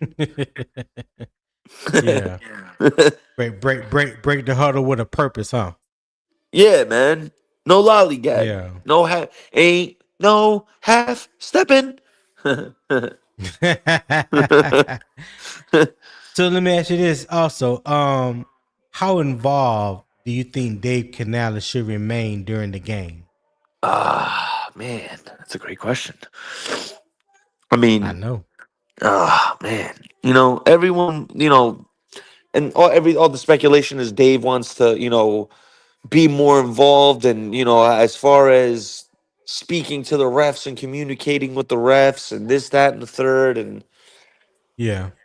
From what people told me that I spoke to that went to Fan Fest, they said Canales was more engaged with the offense at Fan Fest than Idzik, which was very interesting to hear. I'm gonna laugh at that Tar Heel man. That Tone came back from the dead. Go ahead, Nick. Yeah, but a lot of people told me that Canales had more influence on the offense at FanFest than Idzik. Maybe it was predetermined, but I mean that was interesting to hear. Maybe he was coaching them up. You Yeah, know, what you think about that? I mean, if he's doing that, awesome. Yeah. Was he calling the plays? That's the thing. Was he calling any plays? That's the thing I would be the most concerned about. Yeah, Tone, it's like my thing with Canales is last year his situational, like some of his play calling situationally was horrible, bro, especially in the red zone. I think we can all It agree on You that. was. know, Oh Yeah, my it I was. goodness. I So it's wanted like, to. I what was up, one of Zed? those guys who was oblivious to it, but nah, you're right. Yeah. So Yeah, so Zip, thank you for chiming back in, my brother. So now we're yeah. talking about what Carolina must learn in the Hall of Fame game. So these four things that I have up on the screen is things that I think needs more attention come the Hall of Fame game. So the edge rotation is one, Brad Idzik's operation is two, receiver game day value is three, and the unit continuity is four. So of those four things, which one do you think is the most important come Thursday? I think Brad Ezek's operation is probably going to be the most important because you know he's going to be calling the plays all year long. So I think that's going to set a slight tone for him. It's going Right. to be a opportunity for him to get some live game action for the first time. Well, I wouldn't say for the first time, but for the first time this season. You know what I'm saying? And he already knows what his role is going to be for sure. For sure. Moving on. So I think that's Okay. most important. What do you where do you think he will call plays from this year? The sideline or the coach's box? I think he'll call plays from the sideline. I think he'll call from the sideline. I don't, to be honest with you, Tony, he was on the sideline last year, wasn't Yeah. he? No. Yeah, Yeah. Yes, it was. Yeah. yeah, I think he'll remain on the sideline. Um, yeah. I think that'll be To have a that good that thing one for him. on one connection with Bryce. Right there. Boom. You know what I'm Yeah, saying? We I see got Bryce you. running back and forth. Yeah. Nick, what you think? You think he calling plays from the sideline or the coach's box this year? Idzik, I think he's going to be a from the play box kind of guy. I think Canales is going to be down on the field, and Bevel and Idzik going to be in the play box. Obviously, I could be wrong, but who knows, right? I Yeah. mean, Idzik could be the type of guy who's like he needs to be on the field. I guess it all depends on him, right? Some coaches want Mhm. to be right there on the field, and some guys see it better from the press box. So I guess it's just depends on him. Yeah, I think it would serve him better to be on the field because Darrell Bevel, I believe, will be in the box. So that way, your third set of eyes or your second set of eyes is watching from above and can relay down to you what he's seeing from a defensive standpoint. So yeah, like what Zip just said, I think that one on one connection, that direct connection that he would have with Bryce by being on the sidelines is more important for the development of both. Not only hmm just Brad is it, but for Bryce as well. So yeah, I think he'll stay on the sideline. I think he'll stay on the sidelines because not only can he talk to Bryce directly, he could talk to Dave Canales directly, if he needs to, or whatever situation arises, he's right there beside him. You know what I mean? Yeah. Yeah. Oh yeah. Because I think there's certain situations, Tony, where Brad Idzik will still turn to Canales and say, "Hey, what you think I should do here? I got these options." You know what I'm saying? Now, Mm-hmm. of course, he's still gonna make the decision at the end of the day, but he's still gonna need Canales' input for the most part. You know what I'm saying? Taking on the role of being the full play caller. Okay. All right. What say you, Nick? Um, tough question to answer again, bud. I'm not gonna lie. I have to agree with what Zip said. Zip said it pretty well. I mean, can't really piggyback off that. Yeah. Right. because I because got you. there's gonna be a few times where he's in a situation where it's like, damn, what do I do here? You know what I'm saying? Do I run the ball? Will running the ball get the reaction from the defense that we really want? You know what I'm saying? Yeah. Especially later on in the drive, if we can sustain this drive, or we'll throwing the ball here, maybe a RPO. You know what I'm saying, Dave? And I don't know, maybe he's got a good enough understanding of Dave. Hopefully he does, that he would just know what Dave would do there. You know what I'm saying? Because he's Hey, been Tone, I'll with be Dave right for a back. while now. Yeah. Hey, I just got an alert on my Twix feed. If anybody wonder what I mean when I say Twix, that's Twitter and X. Yeah, so I combined that to make it Twix. To say that, and this is from the Carolina Panthers website, that the Panthers have activated Bobby Brown from the non-football injury list. So Bobby Brown is back in action. He'll be ready to go. Well, All that's right. good. So That's that's good. that's definitely good news. John Ellis is also reporting it, but that was from the Carolina Panthers Twitter feed that I just got that from. Bobby Brown has been activated, so that's definitely great news. Hey, we are 2 hours in. 2 hours in, and I will greatly appreciate it because no one has done it yet. But I would greatly appreciate if you guys show love to the channel. You can scan that QR code in the top right to support the show. You can also send super chats if you're watching through Carolina Armchair GM CJ's channel. You can send super chats through his channel. There's also a pinned comment in the YouTube chat. It's pinned at the top. That also has my PayPal link. So if you've been enjoying the vibes, the energy, the conversation, the debates this fine Monday morning, and you feel like the morning kickoff is bringing some type of value to your life in the morning, I would greatly appreciate if you show love to the channel. My daily goal is $25. That's all it is. It's $25. So whatever your heart feel like giving or tells you to give this morning, I would greatly appreciate it. It always goes back into making the show better so I can give you guys continue giving you guys good content Monday through Friday, 7 a.m. Eastern Standard Time. So I'll leave the QR code up there for a minute.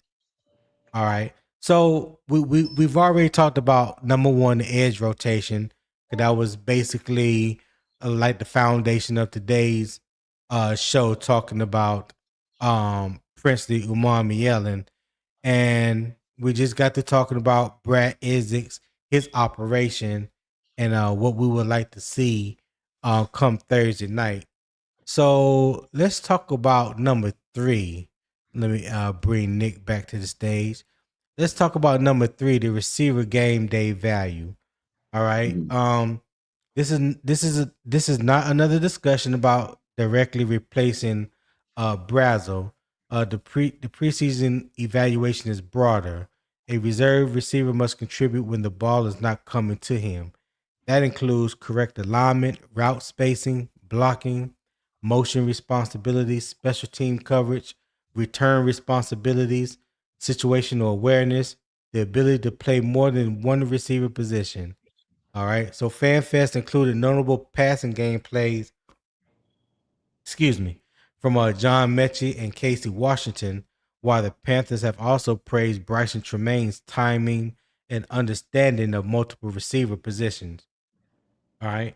So my question to you guys, and Zip, you can go first on this one. Is the position flexibility more valuable than one standout trait? I think with this offense, it is.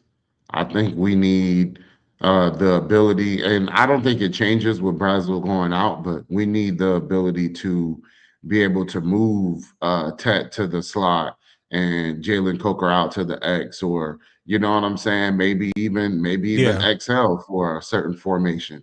You know what I'm saying? Move him out to the X. So I think that's going to play a big role this year.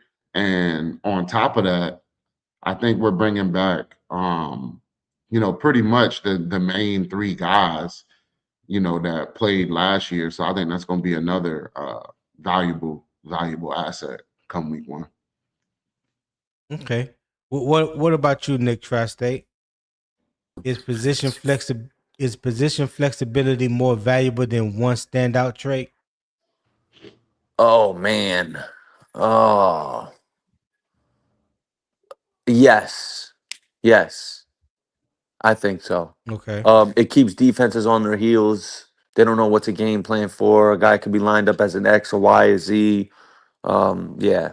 I think for sure. Okay. So right back to you, Nick. Which receiver helps the team the most without receiving a target? Oh, Tat. Tat. He provides the How most. so? He's the biggest threat on the team. Defenses are gonna always account where he is at every single moment of the game, no matter where he is, and it goes to the whole being in the slot more.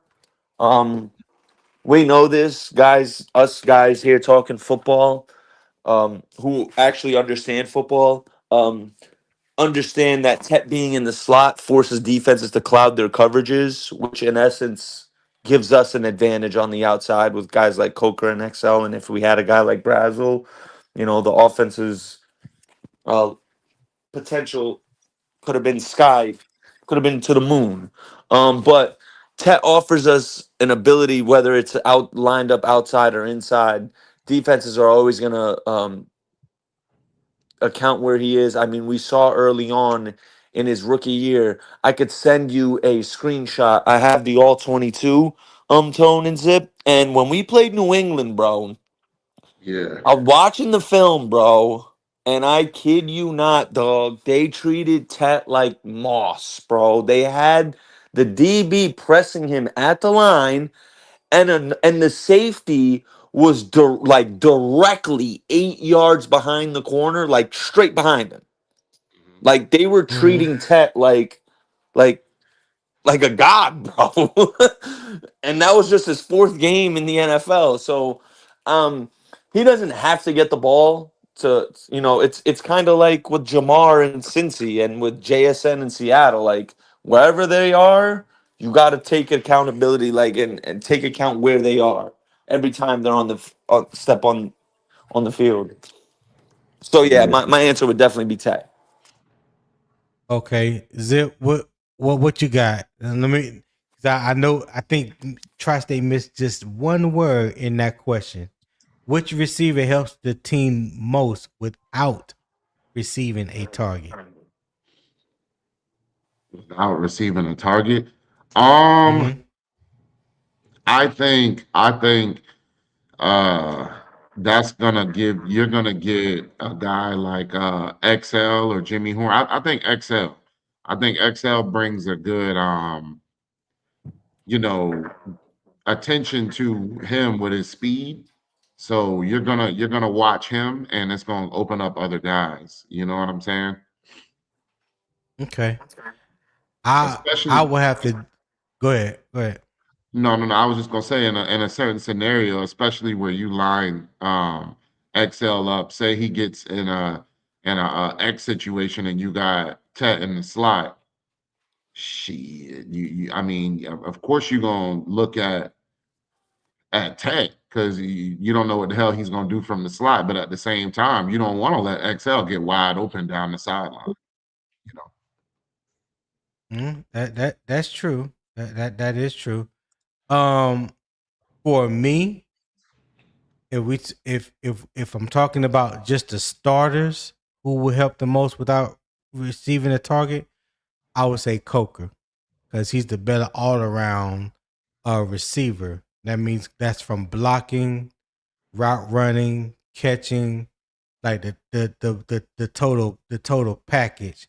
But the one thing that he does better than any of the starters, any of those three that we just mentioned, is blocking. Like he is counted on heavily in the run game because of his blocking. Whether he's providing a crap block from a condensed formation, whether he's blocking on a bubble or tunnel screen for another wide receiver, blocking downfield, like he don't mind getting his hands dirty.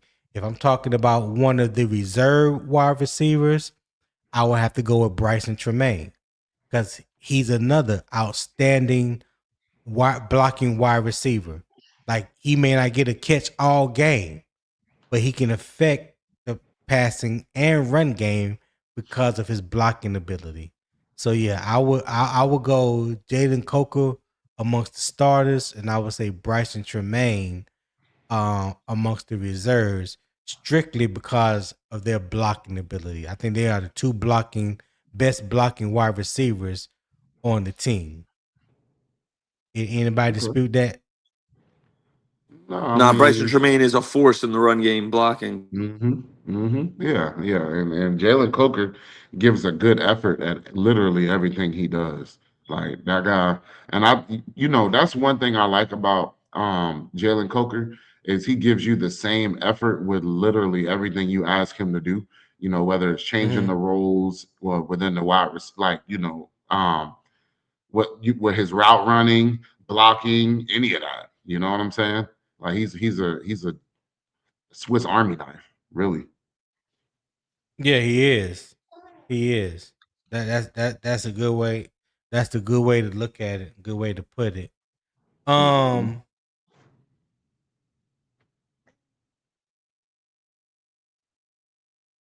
outside of the starters, so we're not talking about Ted, Jalen Coker, or Excel. If you believe that he's going to be a wide receiver 3, but which receiver can remain on the field in most situations? Um, Nick, you can go for Nick. You can go first on this one, Nick. You said what was the question, Tone? Which receiver can remain on the field in the most situations? Um, Coker and Tet probably. Outside the starters. Oh, Outside the outside of the starters. starters, heard you. Okay, so Yeah. outside of Tet, XL, and Coker,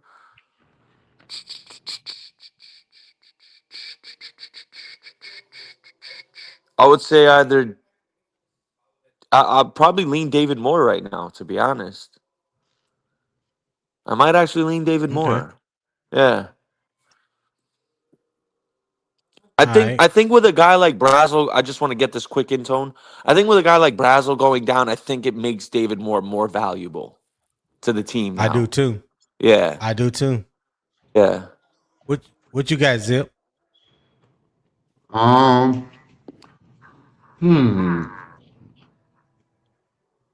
I guess me personally, I think John Mechie's bringing a lot to the team this year. I'm Mm. gonna be real with you, and I think Mm. if we can get the kind of production out of him early on, I think he'll carve himself a nice role, and he'll be somebody that we can, outside of the starters, keep on the field for a good amount of the plays. So Zip is a John Mechie fan, is what I'm hearing. Well, I just like not really, I just like the aspect of him having prior chemistry with Bryce, and I think that really unlocks, Bryce's confidence a little more. It takes Bryce to the next level because in a panic situation, live football, and he see Mechie out there, Yeah. he gonna be like, oh shit, here, nigga. Yeah. Yeah, I So feel you. I feel you. That's just what I like about. And John Mechie been looking good, especially with pads on. He been looking good, man. He looks bigger, stronger, and faster, if you ask me. Okay. All right. Yep. Nick, did I already asked you that question, Nick? Yes, sir. Okay. So Zip, I'm coming right back at you. So here's a debate question. Should Carolina use the Hall of Fame game to evaluate roster depth or build continuity with select regular season units? I say evaluate roster depth because that's a extra game added on. Correct, right? That's a fourth game added onto the preseason schedule, right? Right? Yeah, the Hall of Fame game makes it 4. Yep. Yep. So I think you just use that game to evaluate your depth, and then moving forward, you can really look at the continuity you got with your starters, for the first few series and quarters and stuff like that throughout the preseason. Okay. Nick, what you got, Nick? My fault. I was just feeding my daughter. I stepped away real quick. What No, you was the question good. again?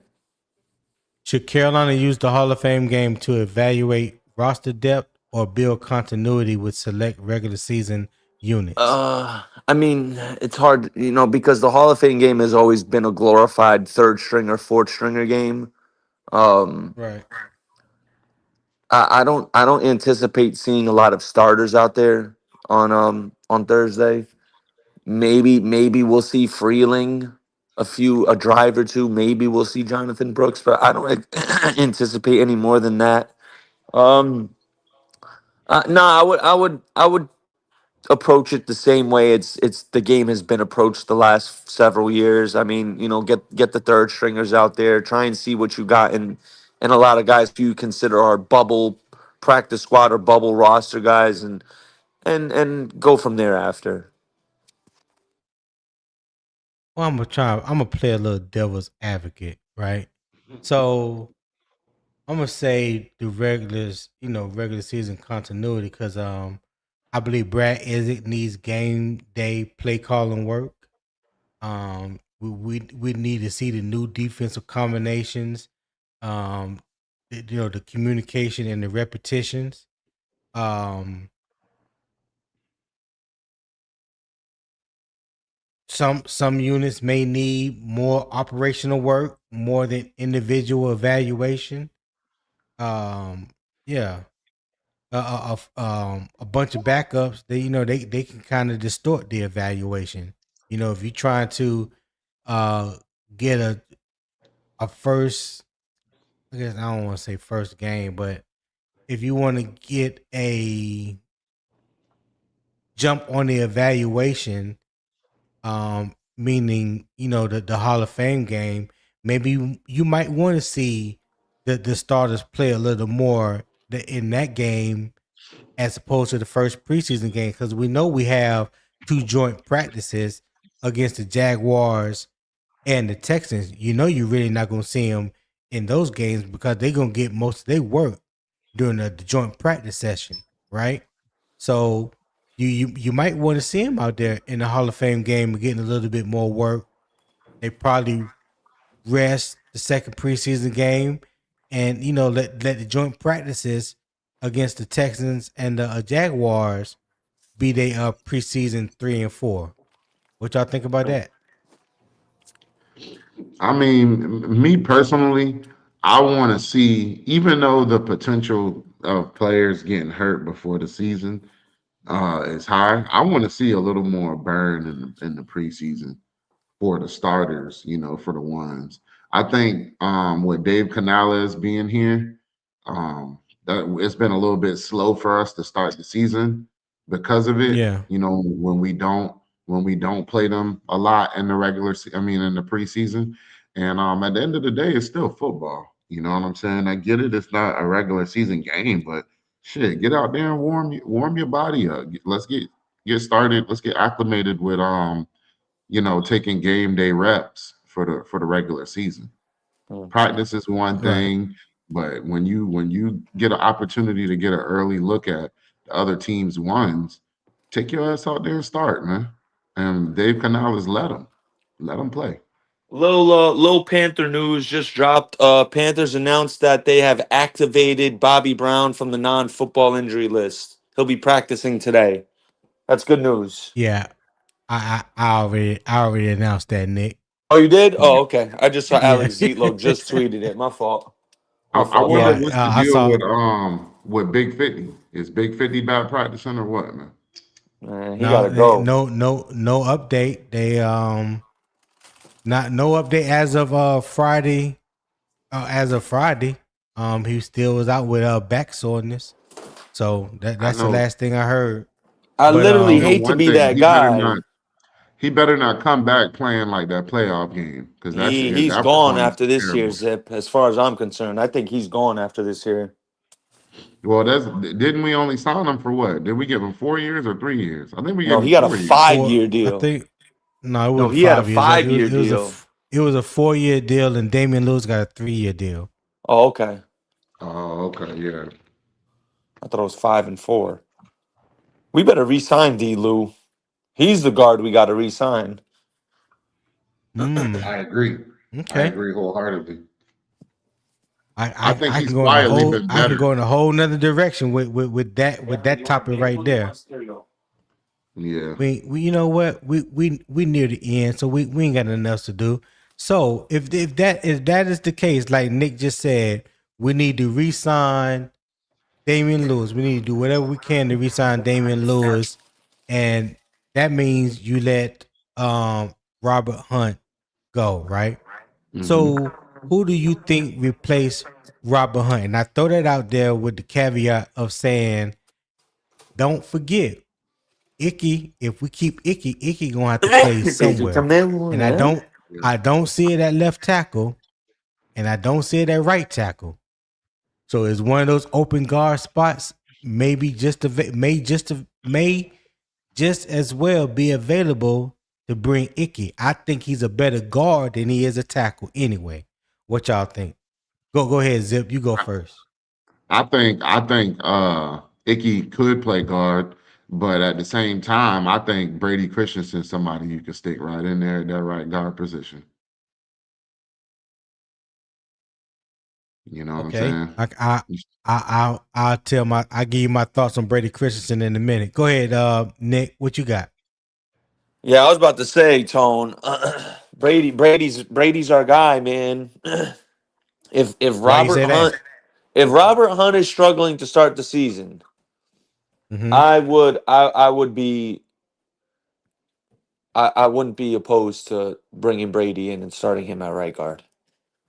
Not one bit. Because like Zip said, like we can't like he's been dealing with it, and we knew this because he kind of had that problem in Miami as well. But like he tears his bicep, then he comes back from that, and now he hurts his back, and it's like, eesh, bro. Like one thing we Well, know, they like just say back he had. They just say he has back soreness. They didn't say he injured his back. It's just a back little back soreness, but tightness. I got you. But that was what, a week and a half ago. If it was just back tightness, he'd be. I mean, they're probably just being cautious. He's on thin So ice. are you talking about right now, or are you No, talking no, about no. at the I'm end of the saying, I'm saying, season? I'm saying, just like I've said, how I think Bryce is on thin ice, and I think Yeah. XL is on thin ice. I think Robert Hunt is Mhm. on thin ice. I Okay. think a All lot of right. guys are on thin ice on this roster. Trevin Wallace is on thin ice. There's a few guys on thin ice. Yeah, Atlanta boy. I don't think we have Jake Curhan anymore. I don't think he's on the roster, is he? Yeah, no, he just worked out with the Giants.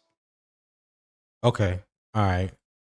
So Brady Christensen, since his name was brought up, I like Brady Christensen. I like him come out of BYU. Uh, my only knock for Brady, and this was before the injury. especially moving him inside.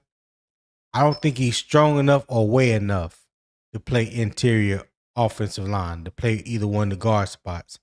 I can show you countless times where Brady, in run situations, when we're trying to move the defensive line, he's still stuck at the line of scrimmage, or he's getting pushed back.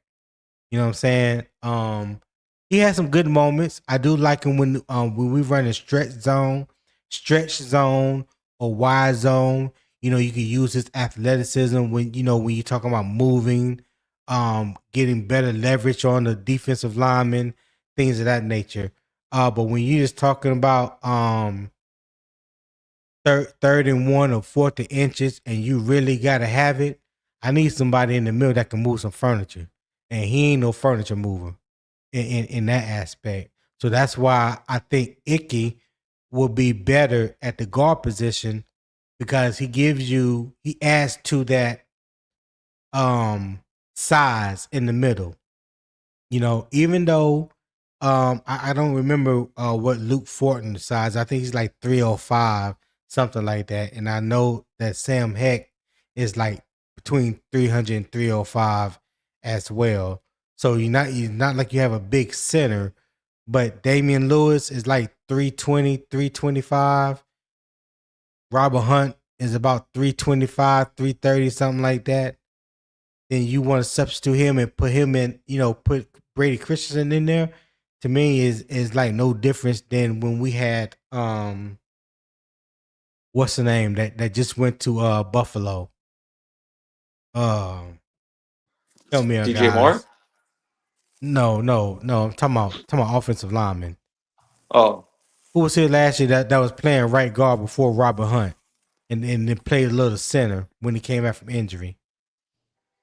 Came from the Rams. The name is right on the tip of my tongue, but it's escaping me right now for some Cade some Mays? reason. No, not K Mays. Nick Samach? Not Nick Samach. Starting. He was our starting right guard for a number of years. Coming from the Rams. Oh God, he just signed with the Buffalo Bills. Corbett. Austin Corbett. Yeah, There it Austin is. Corbett. Okay. Yeah. Yeah, I don't like that dude. Yeah. That was the So one that kept stepping on Bryce feet and shit. yeah. So yeah, Austin Corbett kind of reminds me of Brady Christensen. Honestly, he reminds me of Brady Christensen when it comes to that. I like for me personally, I like bigger offensive linemen in the interior, especially at the guard positions. I definitely like the guys having more size at the guard position, but that's just me. All right. So you guys got any questions before we move on? Anything to say? Well, I was just gonna say I saw Dcash he think Icky time is up in Carolina. I'm about to say Dcash, think about how old Taylor Moton is. And then with this injury, shit, this could be his last season. And if that's the case, then Icky is key. Yeah, he key to resign. Yeah, because I think Taylor Moton will count about $28 million in dead cap this coming off season, or cost $28 million against the cap, something like that. So yeah, the Panthers definitely gonna have a decision when it comes to Taylor Moton. I know he almost retired or thought about it a couple years ago, before we re-signed him. He's definitely been an Iron Man at the right guard position. But I think injuries and things like that, along with age, is catching up with him, and that's a position that you're going to be looking to get younger at and cheaper. Let's throw that out there too. Let's not act like it ain't about money as well. So they want to get younger and cheaper at the position, and allocate that money elsewhere. Because Bryce contract is going to happen more than likely this offseason. So, wrap your minds around that as well. Wrap your mind around that as well. Yeah. All right, so the Hall of Fame game should provide Carolina with useful evidence. Can Umanmielen handle the complete edge role? Can Idzik operate the offense cleanly? Which receivers provide value beyond catching passes? Which young players can earn game day work through special teams? How much continuity do Carolina's units need before week 1? The final score is secondary. The quality of the answers is the priority. All right. So FanFest gave Carolina an encouraging answer from Princely. It did not provide a complete answer. He showed burst. He showed pursuit. He showed that he can threaten the quarterback space. Thursday must begin establishing the rest. Can he finish? Can he hold the edge? Can he respond after the tackle adjusts? Can he repeat the performance through multiple series? Those answers matter because Carolina opens the season against an offense that can punish an undisciplined pass rush. Okay, Chicago has talent. Chicago has continuity, has a quarterback who can create when the original play breaks down. The Panthers need rushers who can pressure without creating escape lanes. They need defenders who understand how their assignment connects to the complete call. The Hall of Fame game is not about providing that Carolina is ready to beat Chicago. It is about identifying which players can eventually be trusted with the responsibilities that matchup will demand. Do not confuse practice disruption with finished production. Do not confuse preseason statistics with complete evaluations. All right. Hey, thank you guys for tuning in. I hope everyone enjoyed the show. If you did, share with a friend or family member. Don't forget to hit that like button on your way out. Subscribe, turn that post notification bell, select all so that way you'll be made aware each and every time I do go live. It's Monday through Friday, 7 a.m. Eastern Standard Time. All my social media links is in the YouTube description. Okay.